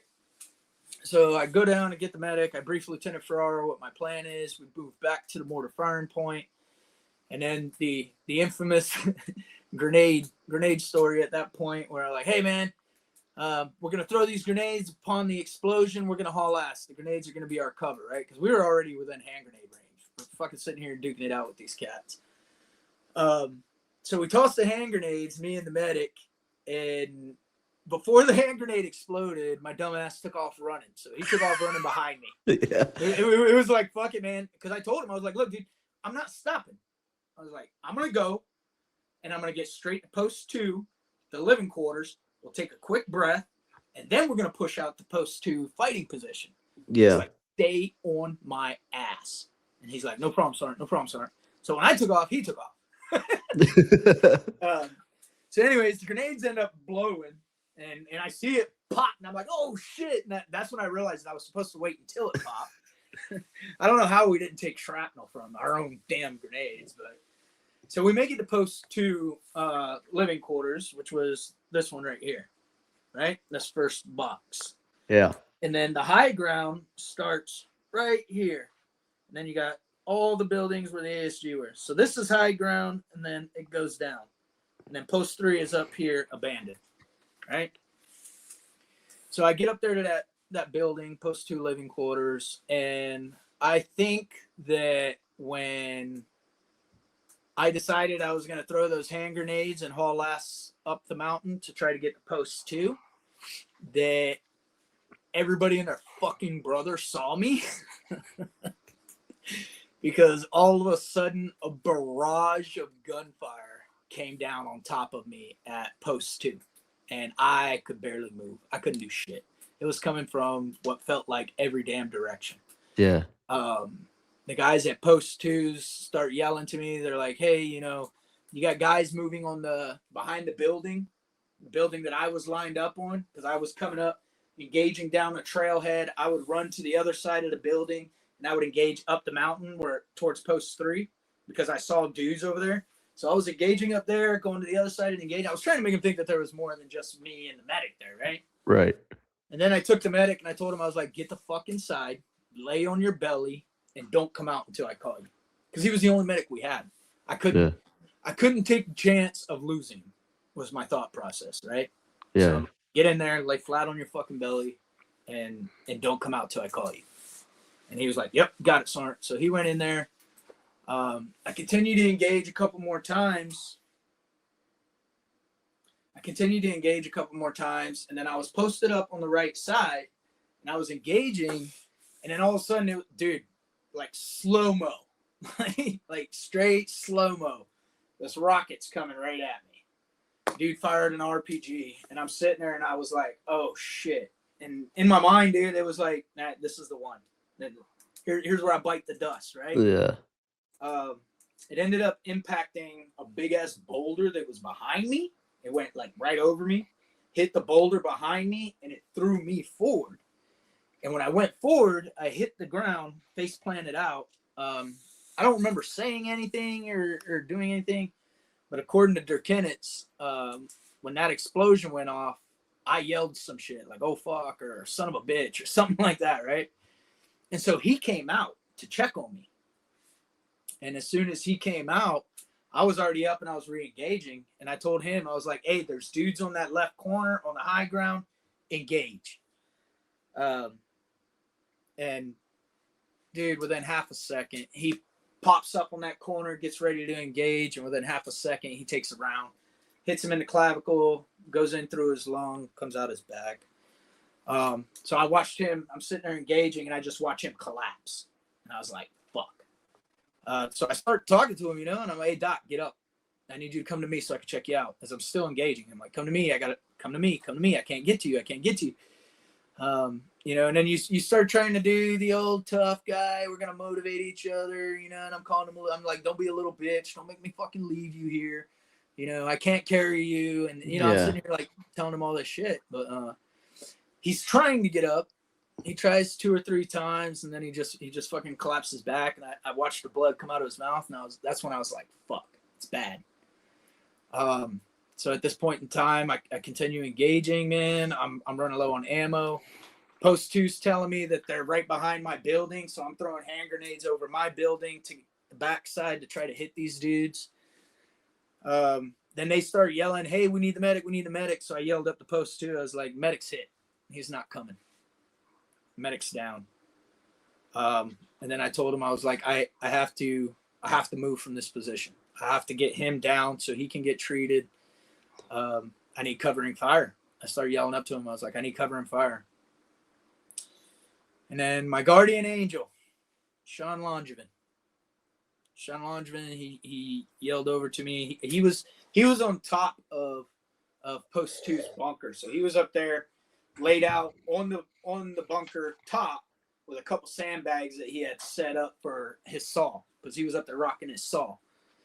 And then he told me, he's like, hey, Sarn, I'll give you a window and then you run.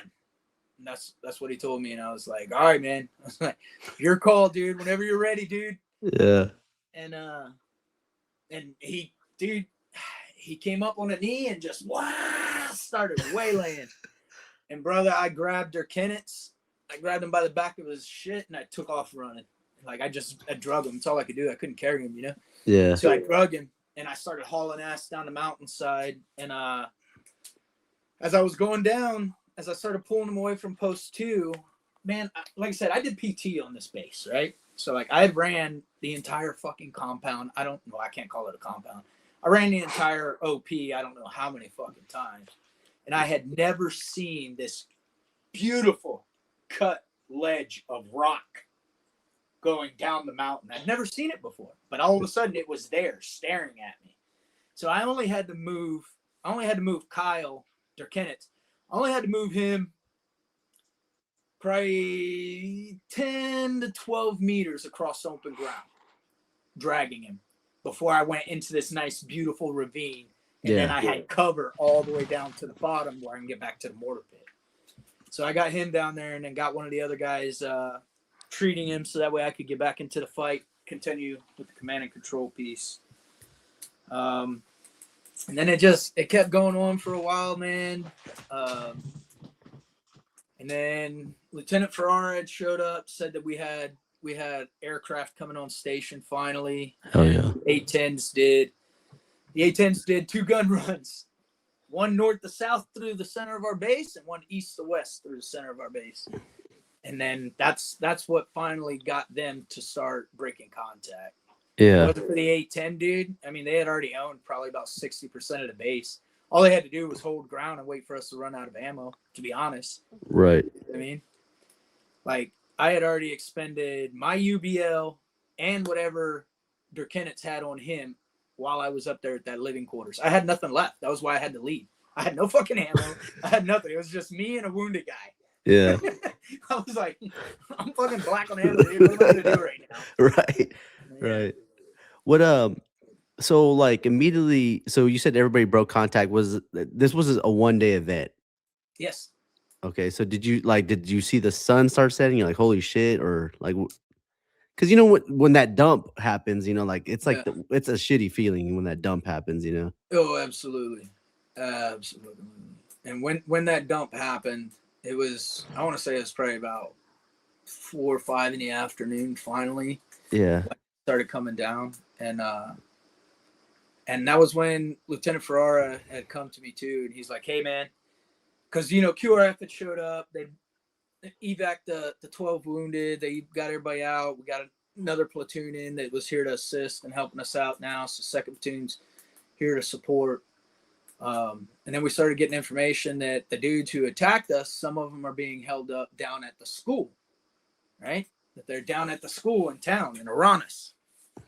So Matt wants to go after them. Matt Ferrara, the LT. The LT wants to go. And he's like, hey, Sergeant Phil, they're down there. I think we can go get them. And I talked about it, rightfully so, I think. Yeah. I told him, I was like, look, man, we just got hit from 360 degrees. We got 12 men who just got medevaced out. Is it worth trying to pursue them? We don't even know how many people hit us, but it felt like it was the entire fucking town. Is it worth trying to go door to door in that town just to get to that school? Because I told him, I was like, if we start walking down and they hit us in the town, then what? We don't even make it to the school. Now we're in another gunfight.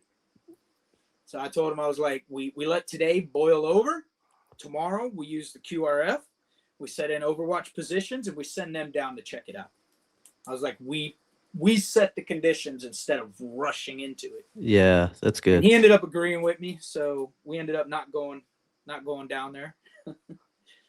A part of me does regret it sometimes when, because quarterbacking is a bitch. You know what I'm saying? Yeah. And a part of me at times when I look at it, I'm like, I'm kind of the deciding factor that let the ones get away who were in there, because we did find bandages in there. There was people in there. They did treat dudes and they evac'd them out and all that shit. But at the same time, like knowing everything I know now and having the tactical patience and the strategic and changing mindset that I had over the years, I still think that it was best that we did not pursue. Yeah.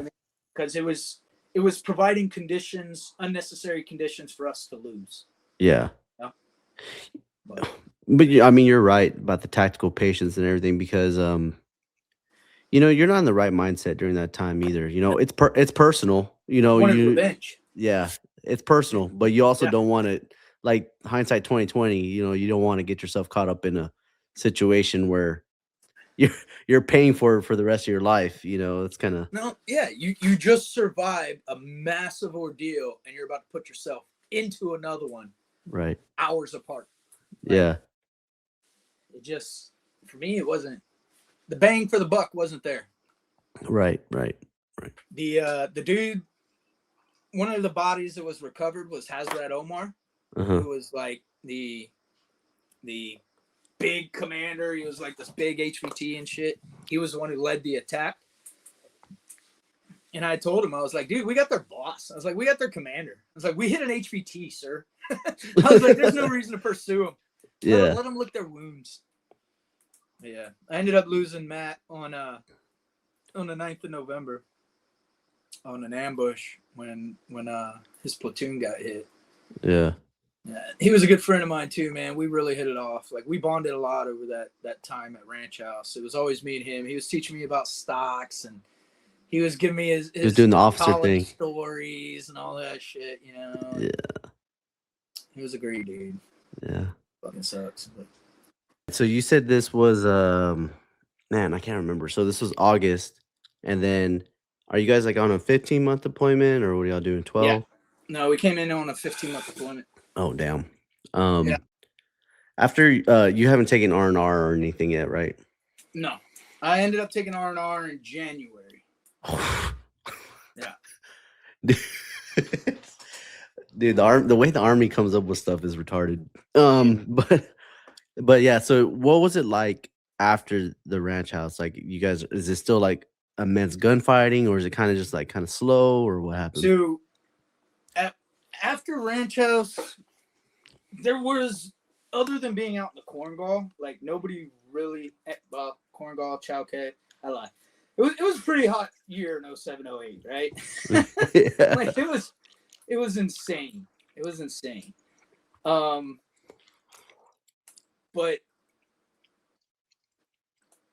for me, there wasn't a lot going on. We supported a couple battalion operations. I stayed at Blessing for a bit, and then I couldn't be where the battalion was, so I was like, hey man, I need to go to an outpost. So I asked to be pushed out to another outpost, and that's when I went out to Cop, Michigan, and I stayed there with a platoon from Destin Company and 2 of my mortar guys. And Okay. we held out there for a bit. Yeah, that's what I was gonna ask you. So how were y'all like dispersed? The remaining like 10 of y'all, right? Maybe 10, 11 of you guys. Like how were you guys dispersed, or did you My stay there? mortars? My No, mortar? like so there was 22 of you at the OP ranch Yeah. house, right? Yep. So after, I mean, you guys, the I don't know if the talk was destroyed, but a lot of the the towers, right? The guard Yep. towers were like broken down and everything. Did they disperse you guys and say, "Hey, we're gonna go to different areas," or what? So what ended up happening is we shut down Ranch House. We Okay. shut down Ranch House in October. So we were there for about a month and a half after the engagement, breaking down, retrofitting, retrograding, sending things back out to Blessing. Because the whole plan, Ranch House was always going to get shut down. That was the plan going into Afghanistan. We knew it was going to occur. It had been talked about. It was on the burner to make it happen. The 5 months before anything happened, and then after the engagement, that just sealed the deal. Yeah. All right, shut down that fucking base. It's on the side of a mountain. There's no tactical advantage. It was just the location was all it was a deterrent. You know what I mean? But there was no real advantage to it being there. So what they did is because Bella and Ranch House was one platoon. Half the platoon was at Ranch House, and then half the platoon was at Bella, right? Which was about 7K south of Ranch House. Okay. What they ended up doing is once Ranch House shut down, they consolidated all of first platoon because it was all first platoon. They consolidated first platoon at Bella, and they stayed there. And dude, they got hit quite a bit there.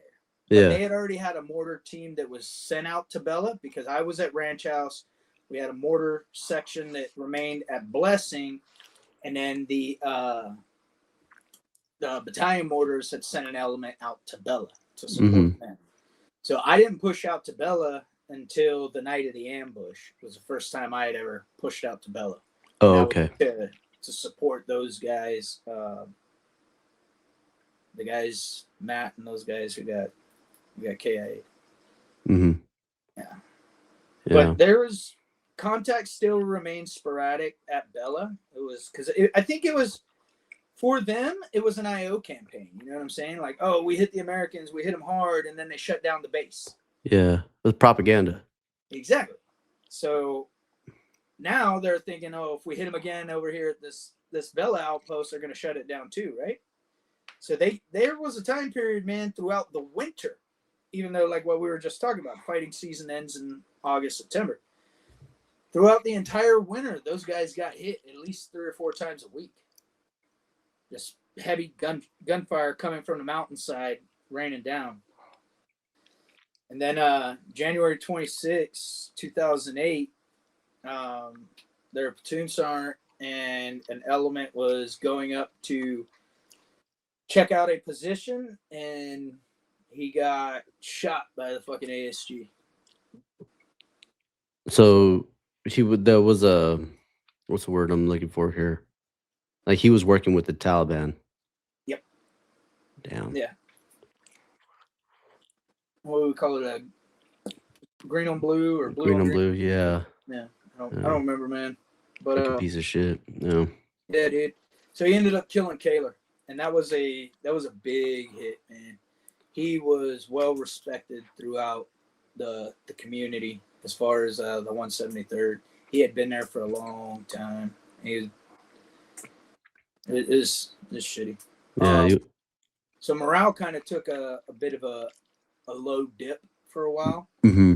And then the guy who was the NCO, the weapons squad leader of first platoon, the NCO that was out there with me, right in charge at Ranch House, he ended up making the 7 list, so they gave that platoon to him. Mm-hmm. So he ended up taking over for Sergeant Kaler. And then when we get to Wanat, he was the platoon sergeant there. So both of those big engagements, he was there with me. Yeah. Damn. Yeah. Y'all got a good connection though, man, from that stuff. I wouldn't say all that. Okay, so when you okay, so you go on your R&R right before the one not, right? Yeah. Okay. Yeah. Um at the time you're probably not feeling like the you're are you kind of like wanting to go back out there with your guys, or you kind of just, Yeah. like what are you feeling? So, all right. So, as I'm punching out for R&R, right? Um, I'm getting ready to fly out of Bagram. It's the night before I fly. Yeah. I'm sitting there. I'm on the phone with my ex-wife, and I'm telling her, I'm like, hey, she doesn't know I'm coming home. I don't know when I'm getting R&R. Oh, blah blah blah blah. I'm playing the game, right? Yeah, you know what they say. You never do that, right? And so, finally, I told her, I was like, I'll be home for our anniversary, which was January 3rd. Okay. And she turned around and she was like, well, maybe you shouldn't come home. Maybe you should go somewhere else. I was like, what? She's like, yeah, maybe you should go somewhere else instead of coming home. Come find out she was cheating on me. And so I ended up going to see my family instead of going to see my wife. Filed for divorce and all that shit Yeah, while yeah. home on R&R. Yeah. Yay! Right? Um, and then while I was home, man, like, I'm not gonna lie, dude. Like, I drank my face off, dude. Like, I don't remember really my R&R. I Yeah. really fucking don't. Um, I don't. I remember sitting.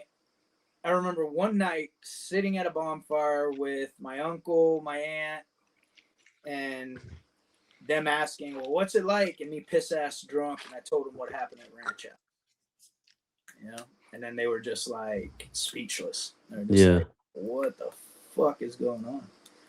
Um, so yeah, a part of me just wanted to get back out there because it was the only thing that made sense to me at the Mhm. point in time. I didn't feel like dealing with, a soon-to-be ex-wife. I didn't feel like dealing with family matters at that point in time. So Yeah. when I, R&R ended, I was actually pretty happy to get what back to the how place. long was your R&R? 2 weeks, 10 2 days. weeks. Well, it wasn't even 2 weeks. It was 10 days. Okay. Is this where you found out you got the award? No, no, no, No. no. That didn't happen until after the deployment. Okay. So Yeah. you got your two major awards after this deployment. Mm-hmm. Okay. Well, let me ask you this. I know you're itching to go back into, is it kind of like for you to mask what's going on in your personal life? It was. It definitely was. I knew that out there, at least I knew what to expect. Yeah. You know what I mean? Like somebody's trying to take you out, you're trying to take them out, and you're just trying to keep your buddy to your left and right alive. Yeah. So it was the known. Being out on R&R was the unknown.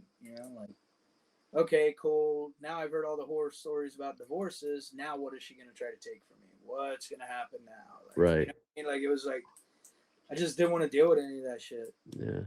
Which is probably why I spent the entire time drunk, to be Yeah. honest. It's I appreciate you sharing the story. I know it's a shitty situation, but Yeah. there's a lot of people that go through this and they're still in that funk. Like,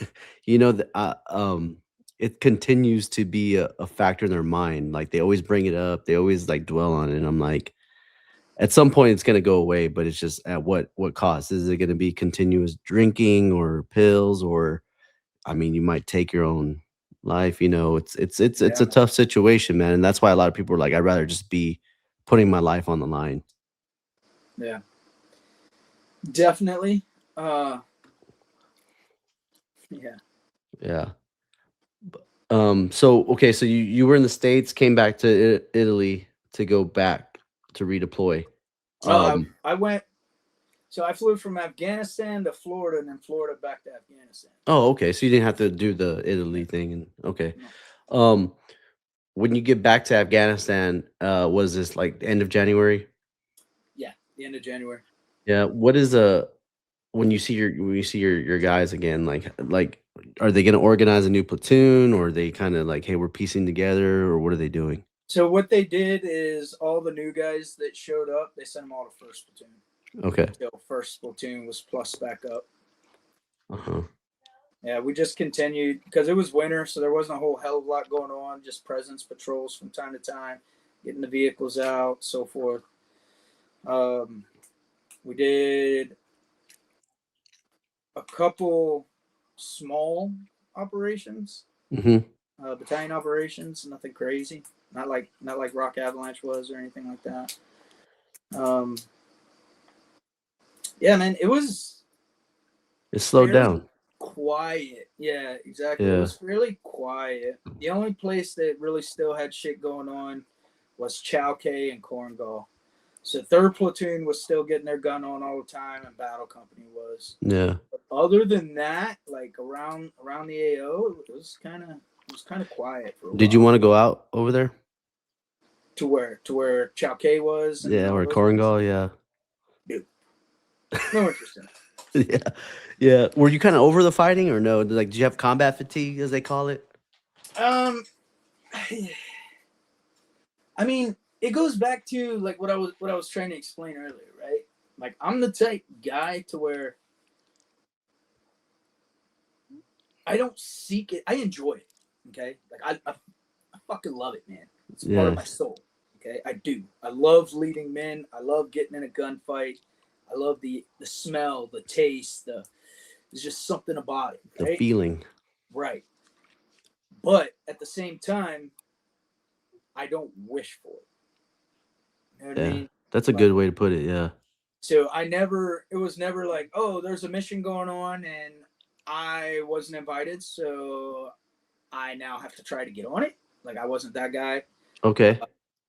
If there was a gap and you needed an extra body, I would volunteer to go. Of course, Mhm. you know, that's my job, my duty, my responsibility as a fucking soldier, as an NCO. So that's how I viewed it. But yeah, man, I never searched out anything. I just took it as it came. Yeah. Yeah.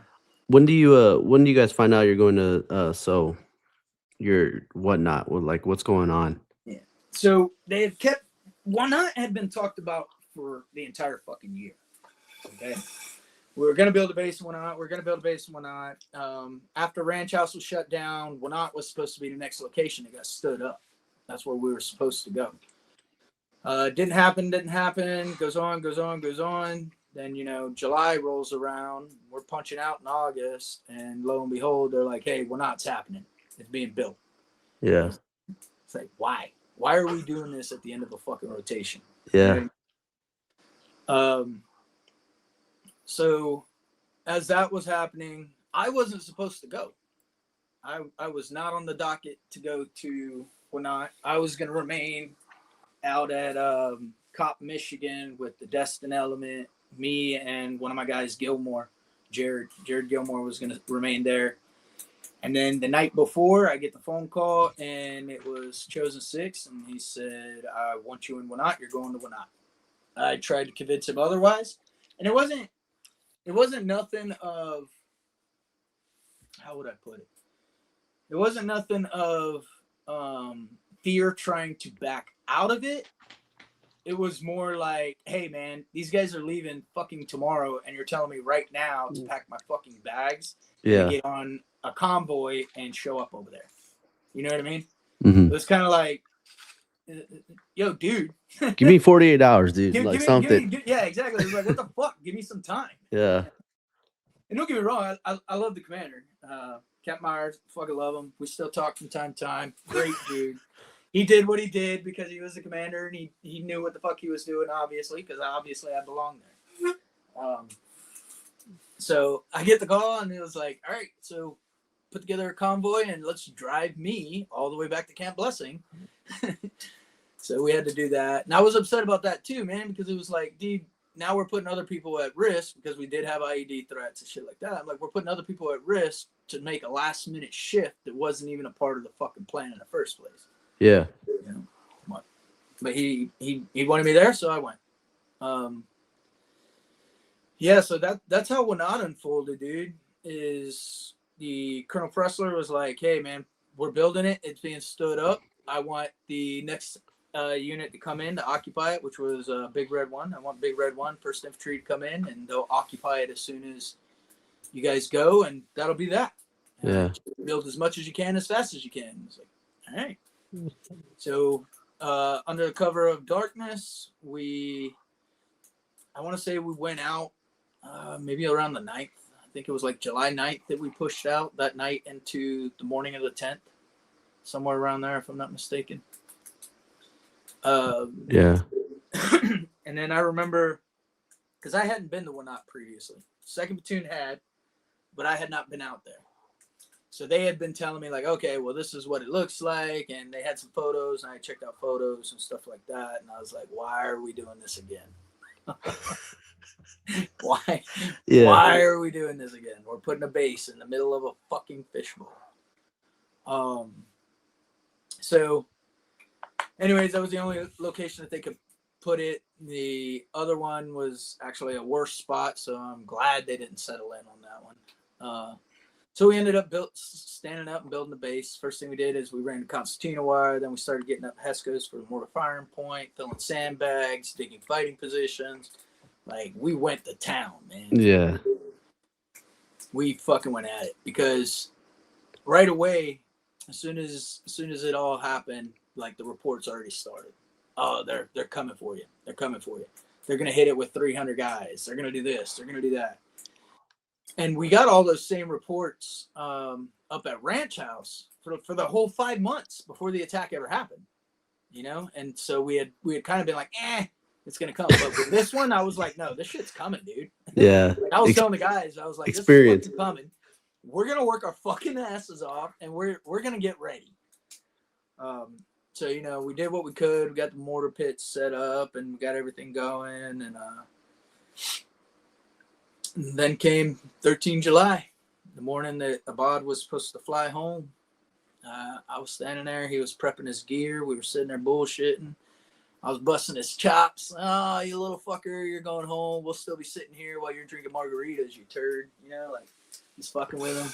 And then that initial burst opened up, and he collapsed in front of me. Oh, shit. That's where it all started. Yeah. And it went from there, man. Yeah, that one, would you say that, even though you had a bigger element, right, of Americans, right, it was more intense than the... It was definitely more intense.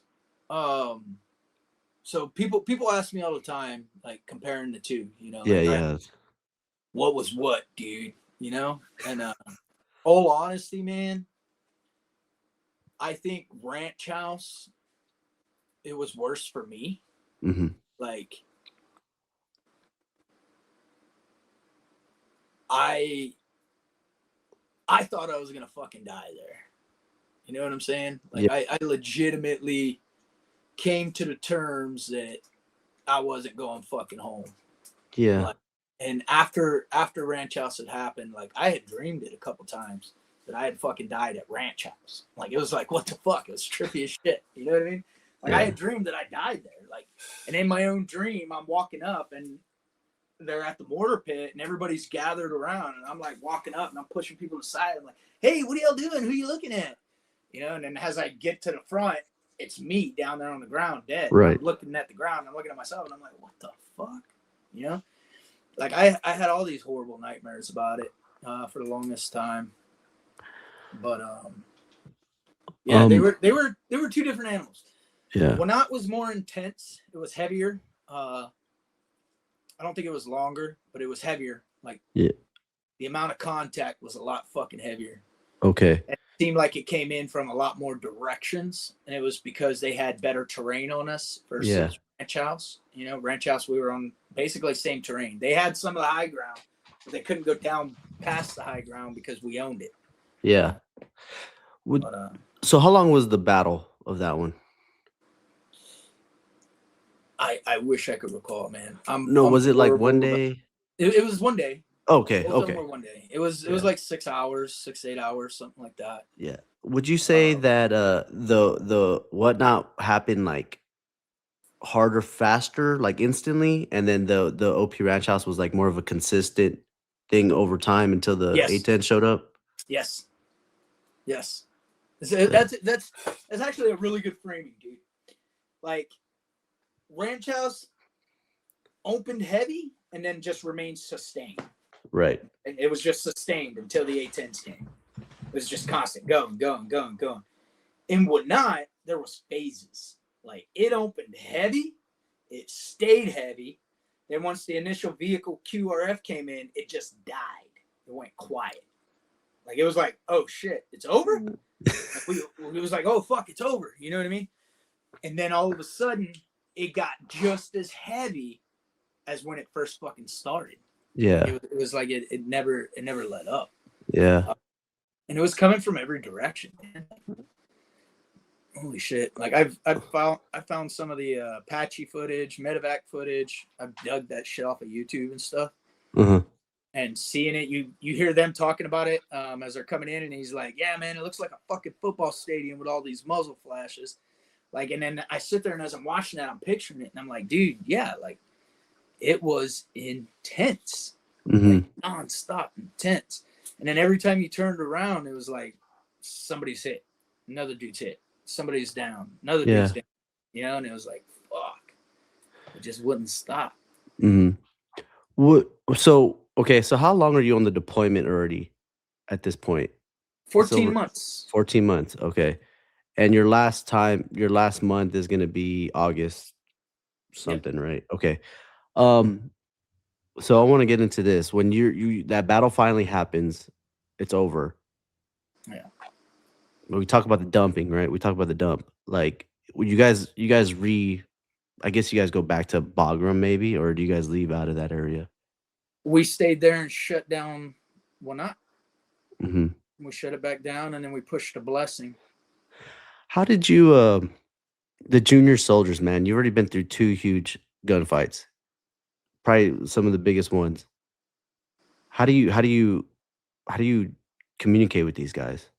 Because you're not doing that great either. You just don't know it, right? Like you're doing the NCO thing, right? You're just like, all right, I'm gonna talk to the guys. Yeah.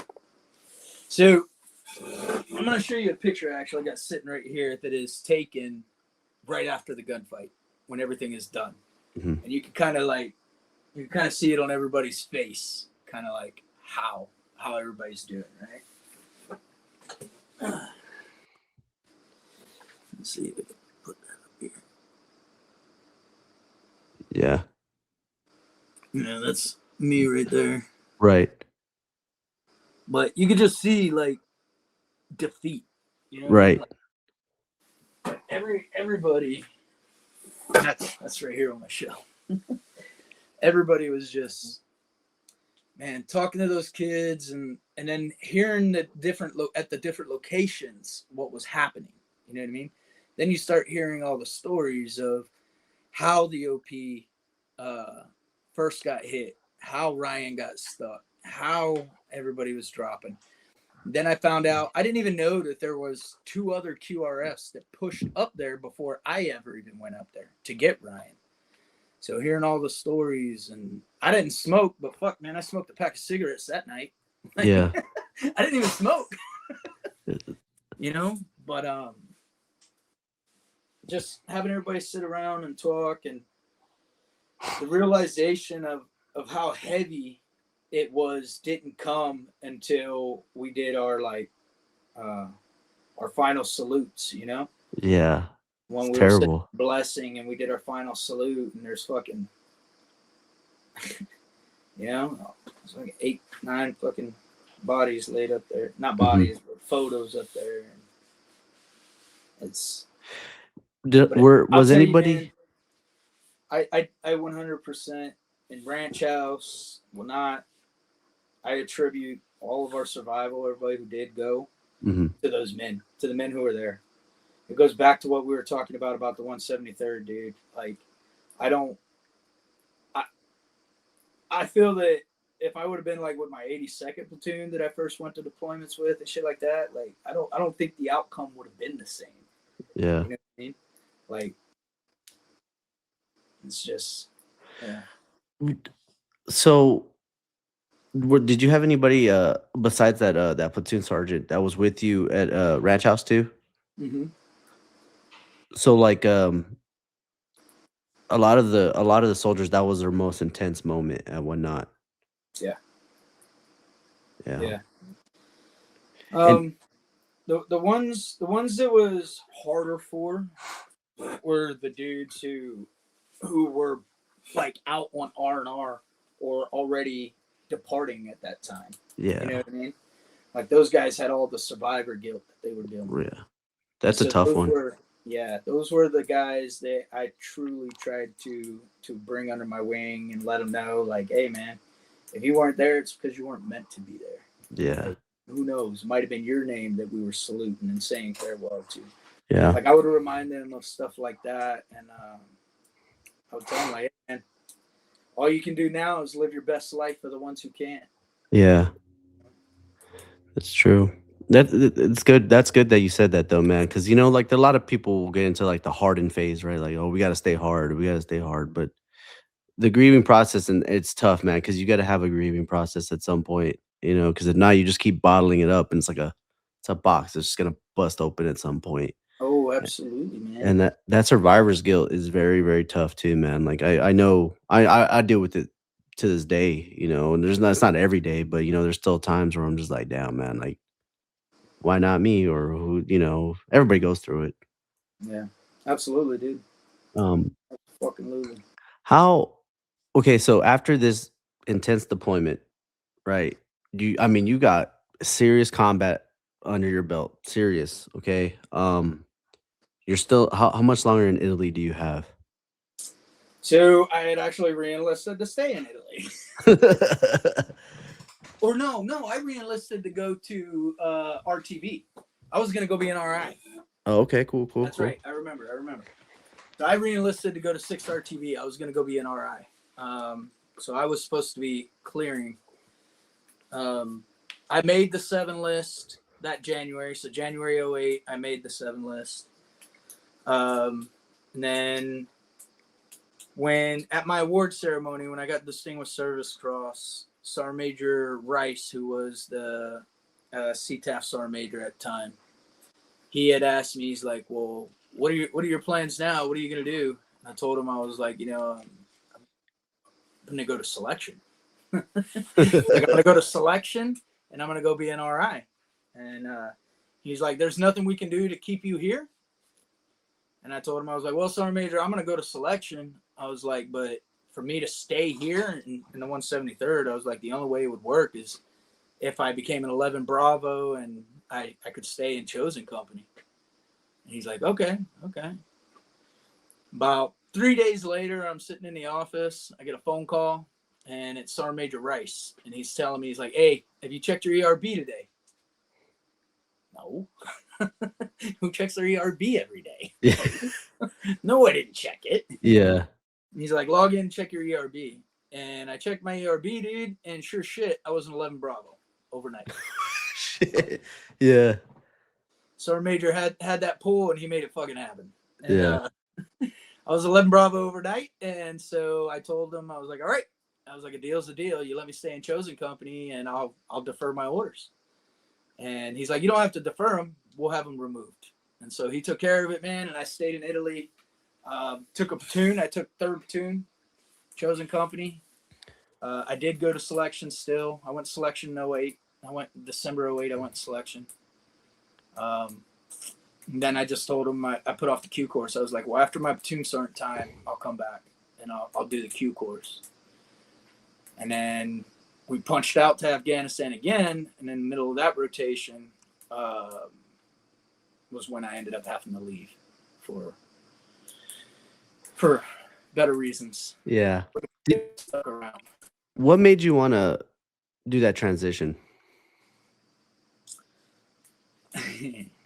It was actually not my idea. I never thought to go that path. Mm-hmm. It was Ryan Pitts. It was, Jason Hovader. Those dudes had planned on going to selection. And then Ryan, he got fucked up. So physically, he no longer, I mean, he could probably do it now. Dude's a fucking animal. I run into him. I'm like, dude, I thought you were all fucked up. Like, what happened to you? Like, he's in better shape than me. I'm like, what the fuck? Anyways, But that was his plan, his goal. He wanted to go to selection. Brostrom wanted to go to selection. Hovader wanted to go to selection. Matt wanted to go to selection. So they were all going to go to the same selection class, right? When we got back from the deployment. And so because they couldn't, it was just something inside me that felt that I had to because I could. You know what I mean? So once I went and then I passed and I got selected, then it was like, okay, now I got to figure out what I want to do. You know what I mean? But I had so much love for Chosen Company, dude, that when they told me, hey, you could stay here, I took it. And I was like, yeah, I want to be a fucking platoon sergeant in combat in the 173rd. Yeah. And so I ended up doing it. And then there was a big tick that happened. I didn't agree with the outcome. I didn't agree with the way things unfolded. Got in a bit of a pissing contest. I made a phone call and I got pulled out of Afghanistan for the Q course. And that's kind of how my 173rd time ended. Yeah. Do you feel like the outcome, it was indirect because of like somebody you worked with that was like an equal to you, or was it like a commander type thing, or what? You talking about what made me leave? Yeah. It was the commander. 100%. Okay. I have no problem saying it. He was a fuckwad. And it wasn't Chris. It was the guy who replaced Chris. Just for the record. Yeah. It wasn't Chris. It was the guy who replaced Chris. Well, yeah. I couldn't stand a motherfucker, dude. Yeah. And that deployment wasn't as intense as the one prior. No. The fighting season had some good things kick off. Yeah. Because I left in May. But starting around March, we had a couple good ticks come in. One of my Vics hit a fucking IED. It was pretty big. And then we got hit with a triangular ambush right after the IED. So it was an ambush initiated by an IED. Yeah. Ended up sending 2 wounded out on that. Nothing crazy. But yeah, man, it wasn't nothing too bad until they moved out to Wardak. Once they got out to Wardak, they got in a couple gunfights. And they lost 2 or 3 more dudes on that rotation. But yeah, it wasn't as bad as the previous one. Yeah. When you go to the Q course, what are you looking to get out of it? Honesty, man, I didn't know what to expect.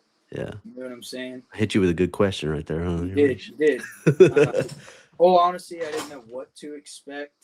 I had worked with some SF dudes in Afghanistan and Iraq, and I highly respected them. Every one of them that I worked with was pretty fucking squared away. Yeah. So I didn't have any bad interactions. I just, because of the way I was, I'd always felt I was more of a conventional guy, you know? Yeah. I was rough around the edges. Yeah, exactly. Like I'm nothing pretty. I'm just the old salty dog in the corner, you know. I was that platoon sergeant. And because I took everything the way I took it after that first deployment, you know, train as you fight. So I was pretty rough on my boys. I was intentionally. Looking back, I have a lot of regrets. Like, God damn, dude, I was a fucking dick. That was necessary. You know what I mean? Yeah. But at the time, that was how I grew up in the Army, and that's what I thought what needed to happen and how things were done. And that's how business was conducted. Yeah. You know? Well, what's it like, dude, going to an ODA team as an E7, Distinguished Service Cross, Silver Star? Like, dude, like everybody, I'm pretty sure people know about you. So, like, what's it like going to something like that? So nobody really knew about me. I kept that shit hidden, dude. Yeah. Like, big time. Because when I first showed up, so as I was going through the Q course, one of my former lieutenants was the 3rd Battalion, 7th Group XO, right? He was my mortar PO. He was over there and he's like, hey, dude, I heard you're in the Q course. And I was like, yeah, I'm here. And he's like, I want you to come over here and meet our battalion sergeant major. I'm going to interview for you. You're going to do an interview. I'm going to get you a job before you even get out of the fucking Q course. And I was like, dude, don't put all your eggs in one basket, man. I still got to pass. I was like, yo, guy. Whoa, don't put so much weight on my shoulders. Yeah. But so I ended up going over there and I interviewed with Sergeant Major Fields while I was in the Q course, and he told me, he was like, and again, man, like we can call it ignorance, we can call it whatever we want, but I'm not the dude who, I'm in the infantry, so I like guns. I'm going to read about guns all the time. I want to go shoot all the time. Oh, I'm SF, so now I want to do this all the time. I want to do that. I keep work separate from my personal life, and I always have. That's good. It's just one of those things that I kept separate.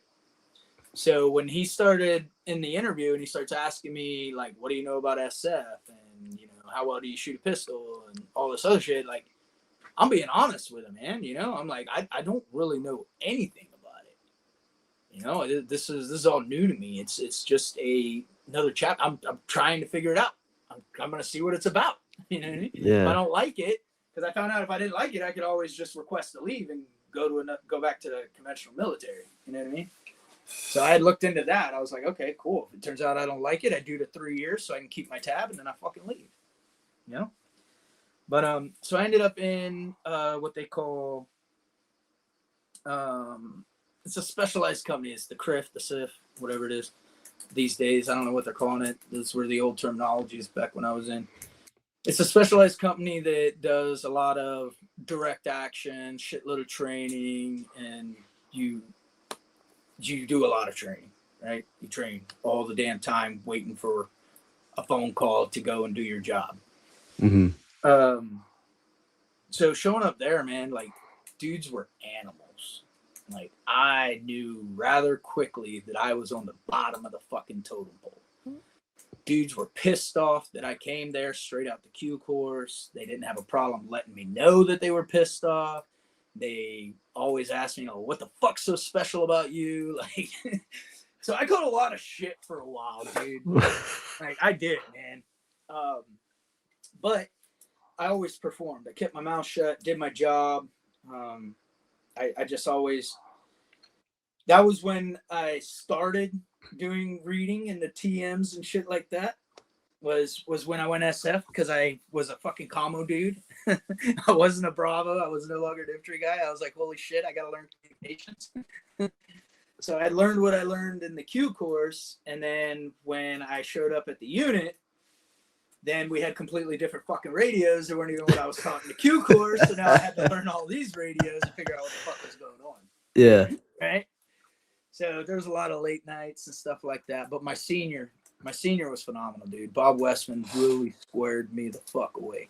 He took me under his wing, him and my cell leader. My cell leader, Ricky Guillen, both of them, dude, they pulled me under their wing and they kind of taught me. Ricky did a really great job of explaining to me like how conventional and SF are different. Yeah. Mindsets, you know what I mean? And then Bobo did a great job of teaching me how to be a Green Beret. If that makes sense. So I had two great mentors coming up in SF. Mm-hmm. And even then, man, you look at them and you talk to them, they're like, oh, no, I wasn't Eric's mentor. I was like, he's stupid, man. It's Eric. He's a hero. They bust my chops and shit. Because eventually it did come out. It did come out and everybody found out. Because who was it? It wasn't the Army Times. It was maybe it was Soldier of Fortune. I don't know. Somebody did an article about the top GWOT's top 10 most decorated soldiers or serving members or some shit like that. Yeah.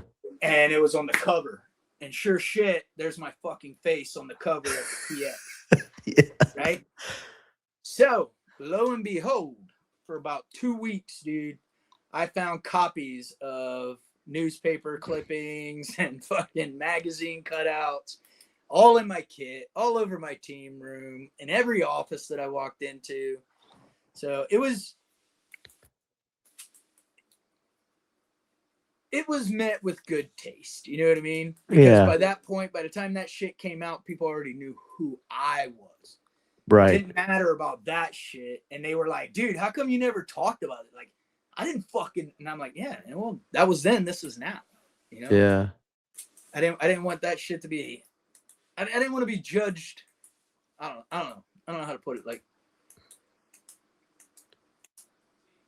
I I didn't mean, want it to carry me. I wanted to yes, carry it. yeah, You know what I'm saying? no, absolutely, and that's something I try to put on this show is like you're more than that, Yeah, right? You know what I exactly. mean? You're. I know, like a lot of people when they retire or whatever, they're like, "Oh, sergeant major or colonel or whatever." I'm like, Oh dude, man, I eat those turds all the time. I'm like, dude, you're. I was like, you're more than that. You're a man. Yeah. You're a dad. You're this, right? Like it doesn't. And plus, the way it sounds like to me, like you wanted to show your work ethic more than that award was holding. Even Yes. though you're doing it for the people that you had, right? Like that's what you're doing, and that's important. Yeah, absolutely. Because I know that those three would have been phenomenal Green Berets. I know it. Yeah, Like, especially after going through and doing it myself. Like, I know those guys, they would have loved that shit, man. yeah. So, What? Let me ask you. So, you went to Afghanistan with the team? yep. My last rotation was in 2020. On 2020. Oh, November. okay. Yeah. Um, what was Just that in during time the? to catch some COVID shit. um, so you did God, two. that was miserable. You did two of them there with the team. I did two. Yeah. What was the other one? Like The other one was in 2014. 2012, 13 timeframe. Oh, where was that at? I started out in Bagram, and then what year did you join? If you don't mind me asking. 12. I'm actually 12. asking you for a reason because I Okay. have a funny Okay. story and I wonder if it's you guys, dude. That's why. So Oh go ahead. fuck. Oh shit. So what ended up happening was NCOES schools became a big ordeal Right. with the new big push, right? Yep. Yep. I It was remember. like, if you don't have SLC, if you don't have this course, that course, you're holding that rank, then you're in deep shit, right? Yeah. So, like I told you, I pinned E7 in 2008. It's 2013, and I still haven't been to fucking ANOP. Yeah. When the 7th Group Sergeant Major found out about that, he had me yanked out of fucking Afghanistan to go to ANOP. Yeah. It was pretty big ordeal. So I was only in country for about 6 weeks. Oh, okay. Yeah. Now there So was my this. first rotation wasn't really a rotation. Yeah. I went in December of 12 to Maywand, and I'll never forget. May I was one? yeah. I was a brand new private man. I was probably like 3 months. I was probably 3 months in the real army, and we had this mission. This civilian helicopter hit this telephone pole, and the SF team, like, basically the base was gonna get run over. Some people got shot. Yeah. The Deltas pulled me over there, right? I was helping them with the casualties, and I wasn't treating this guy with gloves on, and this fucking master sergeant. I don't know who he was, dude. He pulls me and he's like, "Put some fucking gloves on. You're gonna get hepatitis." And and dude, as a brand new private, I snap, parade rest me, and I'm like, "Roger, Master Sergeant." He's like, "Call me fucking Frank," and I'm like, dude, obviously at 19 years old, I'm like, I have no idea what the fuck is going on, dude. Who So the fuck is Frank? yeah, so that I was like, man, is this? I was like, that's what I was asking you, but Yeah. would you? What did you notice different, man, deploying with the teams compared to like a conventional force? Oh, it's drastically different, man. Yeah. You get the All honest. money, the assets, right? Yeah, dude. Like when they get into big gunfights, like, and Yeah. SF gets into some big gunfights. You know what I mean? Because they're going after HVTs and shit like that. Right, So right. they're fucking hunting down the dickheads. The joy about it is that you know that there's always something coming. Yeah. And it ain't gonna take long. Yeah. You know what I mean? Like, you have a JTAC, you got a CCT, you tell him to get on that fucking horn, and It's coming. it's coming. And then, dude, we used to roll out with more firepower on an ODA than I used to roll out with a 40-man fucking platoon, dude. Right. Like, we got miniguns, we got AT4s, we're going with a fucking mortar tube, we're going with javelins, we're going with, you know what I mean? Like, we are heavy when we punch out. So it's just different, I guess. Yeah. were you? So I know you did a bunch of rotations. You went to Brazil, went to all these other places. Do you feel like you were fulfilled with those missions as a Green Beret? Like, or did you want to like do something like hardcore, like you did So, in? yeah, it's a good question because I struggled with this for a long time, brother. Um, so I will be the first, and I say this to a lot of SF dudes and a lot of my buddies, and they always tell me, they're like, dude, shut the fuck up. But my SF career, all honesty, as far as combat goes, was nothing special, nothing whatsoever. Yeah. Um, but as far as being a Green Beret and the Green Beret mission set, I did get to do quite a bit, and it was fucking awesome. Yeah. There was three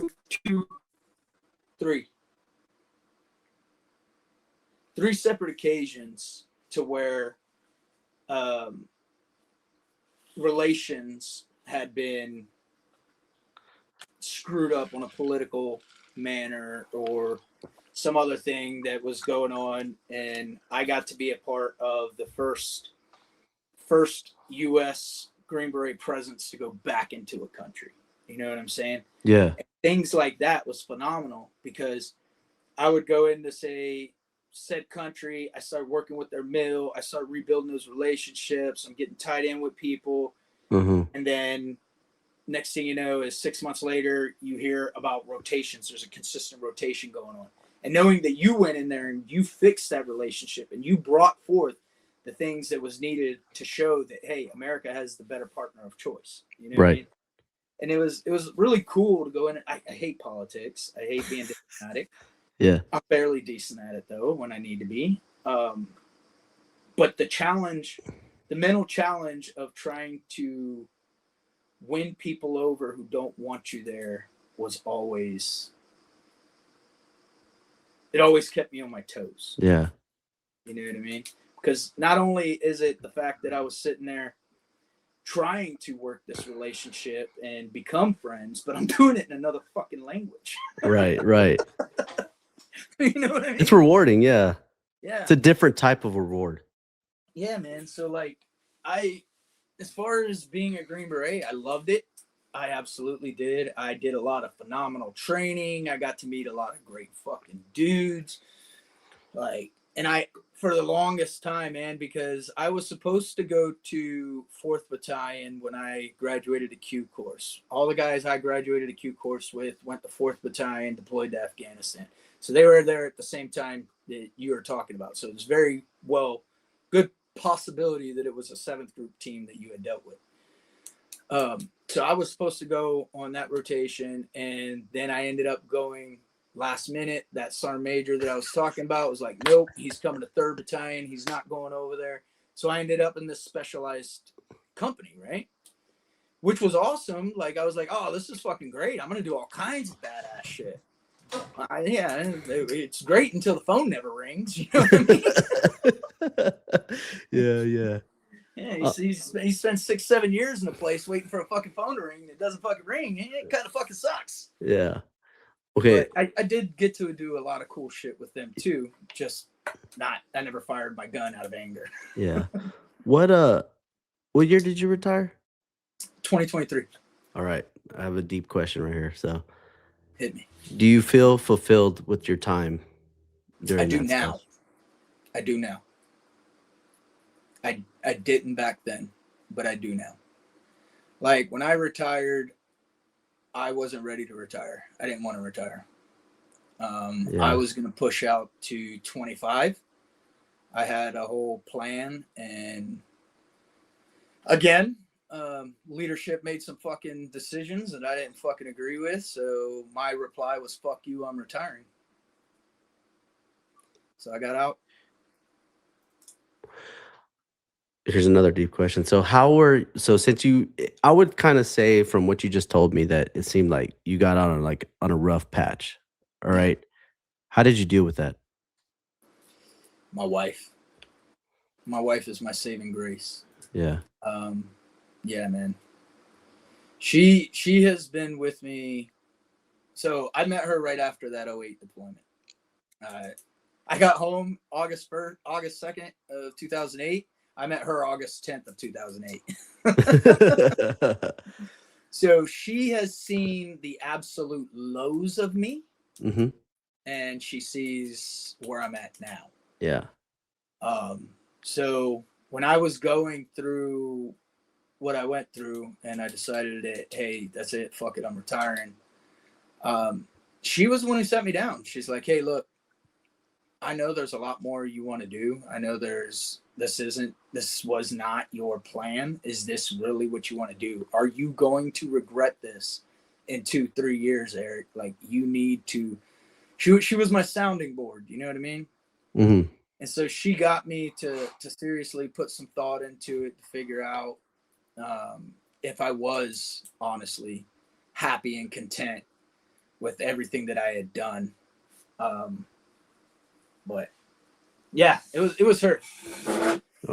She always stood in my corner, man. Even like she used to try to help. She used to try to get me to quit drinking, and I would be like, I'm not a real alcoholic. And alcoholics drink 24/7. You know, I don't drink during the week. I only drink on the weekend.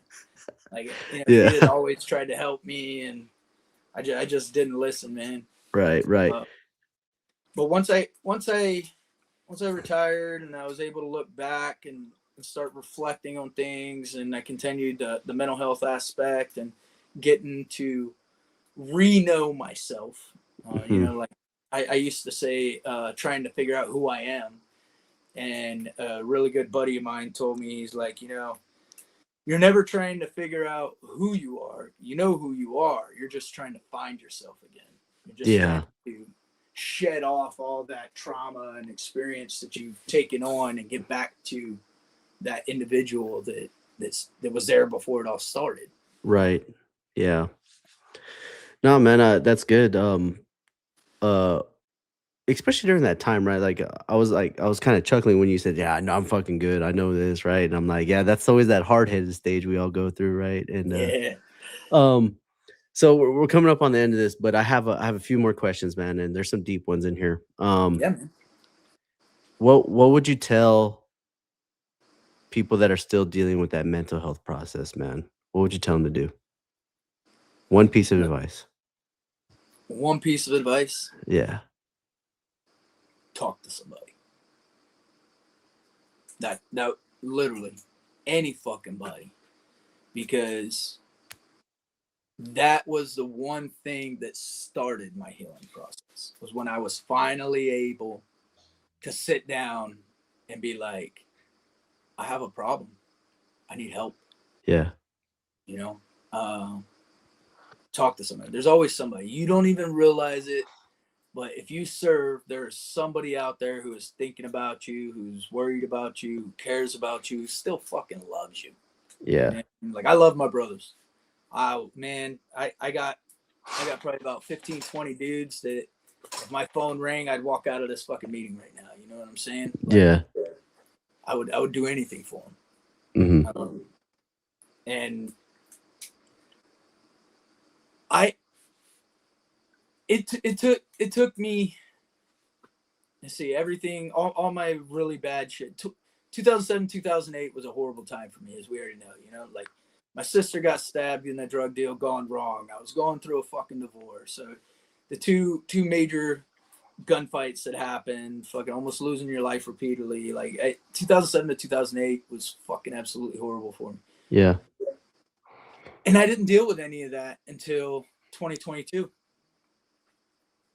That's how long I held all that. And it took me getting piss ass drunk and rolling a fucking car to figure out that I need to pull my head out of my ass and get help. And I want people to know that you don't have to go that far. You don't. Yeah. You don't. There was the people I talk to now about this shit were there for me back then. I just wasn't ready to talk.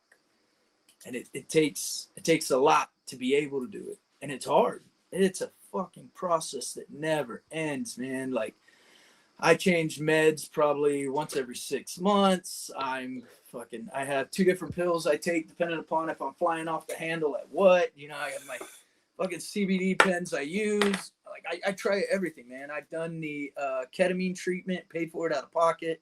with a psychologist to go do that. I've tried everything and I still haven't given up. I still feel that if I continue to push forward and I continue to do the work, that one day I will achieve what I'm trying to achieve to be a better man for my family. Yeah. And that's me. And I tell everybody and anybody I talk to, man, like, we're all the same. We just go through different shit at different times, but we all care about each other. Yeah.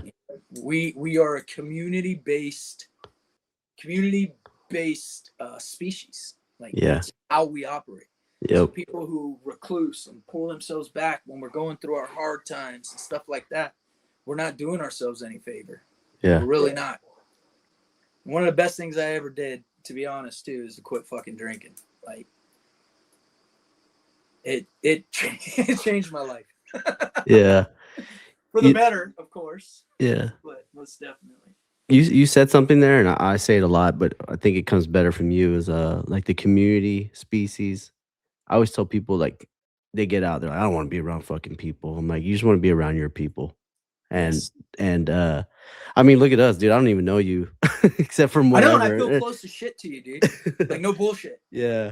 Like, I like, because like when you open up, that's why I kind of keep it kind of unknown. Like, I'm like, all right, like, show me. I'm gonna try to relate to you as much as I possibly can, even though you've done some incredible things, but okay, you already know what I'm gonna ask you because I kind of told you about it.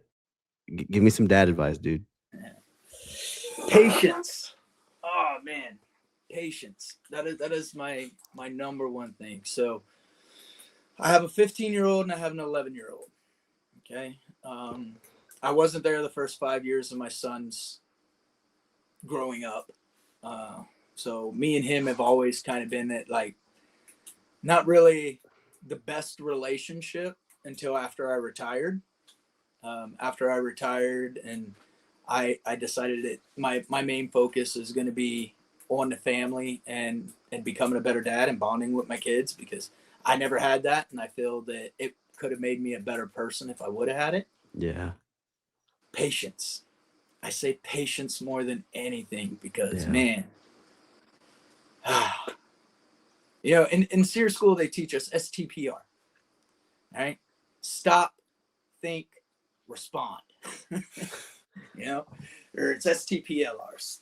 Listen, stop, think, respond. And so I think that is the key to being a dad. Yeah. Is because your first reaction, if it's something petty to you, like my daughter says something to me and broke my heart. It was 2 days ago. We were driving in a car, and she turns around and she went to ask something, and she's like, "Oh no, I'm not asking that." And I was like, "What's the matter, baby?" I was like, "Go ahead, ask me. I want you to ask me. No question's a stupid question. Ask me." And she was like, "No, because a stupid question gets a stupid answer, and I don't feel like feeling stupid." And it crushed me. You know what I mean? Yeah. I was like, damn, she got that from me. At some point, I have said that to her. Yeah. You know what I mean? So that's where I'm reiterating to myself, because I thought about this yesterday, is that I have to remember myself to listen to what the kid is saying, stop and put myself in that kid's shoes, think about what I'm about to say, and then I respond. Yeah. Right? And that is where the patience comes in, because we don't always want to stop and think and listen and respond. It doesn't come out that way. But patience. And the other thing that I've noticed, and it has worked a lot for me and my daughter, take the time to spend the time with them. If they come up and they ask you something, if you're on a computer, if you're on your phone, fucking playing PlayStation, working on the car, whatever it is, if they come up and they want to talk to you, give them that attention. Yeah. Give it to them. Yeah. I just started doing that. That was one of the good things that came out of the ketamine treatment when I did that, is I've been able to be more aware, like more in the now and where I'm at, That is one thing that it did provide me with. And I've seen a shift in her and towards how she interacts with me and stuff like that. And even my son, about a week ago, we were driving. We were going somewhere. I think we were going to the dump. I'd cut down some trees, and we loaded them up in the car, and we were going to the dump. And he turns around and he tells me, he's like, "You know what, Papa?" And he still calls me Papa. He's like, "You know what, Papa?" He's like, "I think we're gonna have a good relationship when I'm an adult." And dude, I started crying in front of my 15-year-old. Yeah. Like, it just touched me in a manner to where, I couldn't believe that he had said that. Because me and him, we we did not have a good relationship for a long time, dude. Like, I don't know what it was, but I always directed my anger at him. I don't know if it was I wanted him to be a hard man, you know. But I've learned patience. Yeah. Learn patience and being in the moment with them. You know. Yeah. That's good, man. That would be my number one. Yeah, that's good. Because it's good what you said, because there's still people out there, they don't have the relationship with their kids because of the war, right? Then I've told you Yes. this, like that's what I'm trying to accomplish. Like, what are you doing now to separate yourself from it? So, Yeah. And I'll tell you, man, I'm still in counseling. I'm still fucking taking meds. I take pills to sleep. I take an antidepressant every morning. I have no problem. I tell everybody, I have no issues letting people know what I'm going through, yeah, because, like you said, man, I'm hoping people look at me in a different manner. That they do, and that's the reality of it. Okay, and they're like, "Holy fuck, Erich Phillips, he's done this, he's done that, he's done this, he's done that. Look at him now, he's here, he's there." And that's why I don't have a problem being completely blunt and honest with people and being as original as can be, because I feel if those people are looking up to me like that, yeah, they see that I'm willing to talk about everything. I'm willing to put it all out there for the betterment of my family, for the betterment of our community, for the betterment of the veterans, to be able to save one more fucking life, dude. Then maybe they'll come forward and they do it, you know? yeah. All right, last question. All Give me right. some husband advice, dude. Oh, husband advice. What would... Yeah, you think I just spit something out faster? I'll tell you, man, that is the second hardest job I've ever had in my fucking life. Number one is being a dad. Number two is being a husband. Man. It is the hardest job. And again, it's time and patience. But one thing I can say, like I have buddies out there who are dealing with shit, is I will never tell anybody like, "Hey man, you need to get a fucking divorce." You know what I mean? Yeah, But we do have friends and people out there, brothers and sisters that are out there, who the people you're with, unfortunately, are still adding to your problems. And if you want to get better, you have to look at your circle. You have to find the person that you do want to confide in, and be able to get the things off your chest. And that'll also help you. For me, my wife's that person. I've talked to her about so much shit. I'm sure she thinks I'm fucking psychotic. She knows all the pills I'm on, so she knows I'm trying to take care of it. right, right. You know? Yeah, But she has been... I used to be afraid of what she would think of me, you know, because we get in some heated debates. Still, of course, you know, we get in some heated debates. My wife is a democratic socialist from Spain, of course. You know, it's where she grew up. Okay. And I'm a fucking die hard red, white, and blue, baby. You know what I Yeah, mean? Like, yeah, yes, I live here, but I still like it's to my core. You know what I mean? And so right. we have some serious debates in my house, which has also turned out great for my kids because they see two different perspectives and they form their own opinion. So it actually works out. But man, I guess it kind of being present, dude. That is the most important thing you can do. Yeah, With the wife, with the kids. Let the wife, him, her, let them know what you're going through. yeah, Me and my wife have found that the number one issue that we had the entire time, without knowing it was as bad as it was the issue of communication. And it was because she got used to running the household a certain way, and I got used to being gone a certain amount of time. So we didn't communicate the things that were ongoing. But now we share everything. Yeah. Now my relationship's probably the best it's ever fucking been in a long time. So that would be it, man. Patience flows on both ends of that stick. Yeah, for sure. For sure. Well, Eric, I appreciate you coming on, dude. Thank you so much for sharing your story with me. I My appreciate. Hopefully, pleasure. this helps your family understand one day. And like I said, I know you've done a lot of great things. And But you're a good dude, man. Like you weren't just this badass warrior, man. You're a great man. It seems, and I I try to be appreciate. genuine, brother. Yeah, I appreciate it so much, and I hope this podcast because the SF guys kind of did a lot of weird stuff to the podcast world, and so I kind of hope this helps it out a little bit. And thank Yeah, you. they did kind of put some spins in there, didn't they? Yeah, yeah, but I appreciate it so much, dude. And do you have any questions for me or anything like that? I don't, brother. Just continue doing the great things you're doing. I'm glad you're out there trying to help the veteran community, man. It means a lot. Yeah. It With really does. that, Eric Phillips, ladies and gentlemen. See. Thank you for tuning into this episode. Don't forget we drop episodes every Wednesday. Hit us up on YouTube, Spotify, and Apple. If you haven't done so already, go ahead and follow all of our social medias on TikTok, Facebook, and Instagram. Leave us a comment, like, share, and thank you for all the support you've done so far. And with that, we'll catch you in the next episode.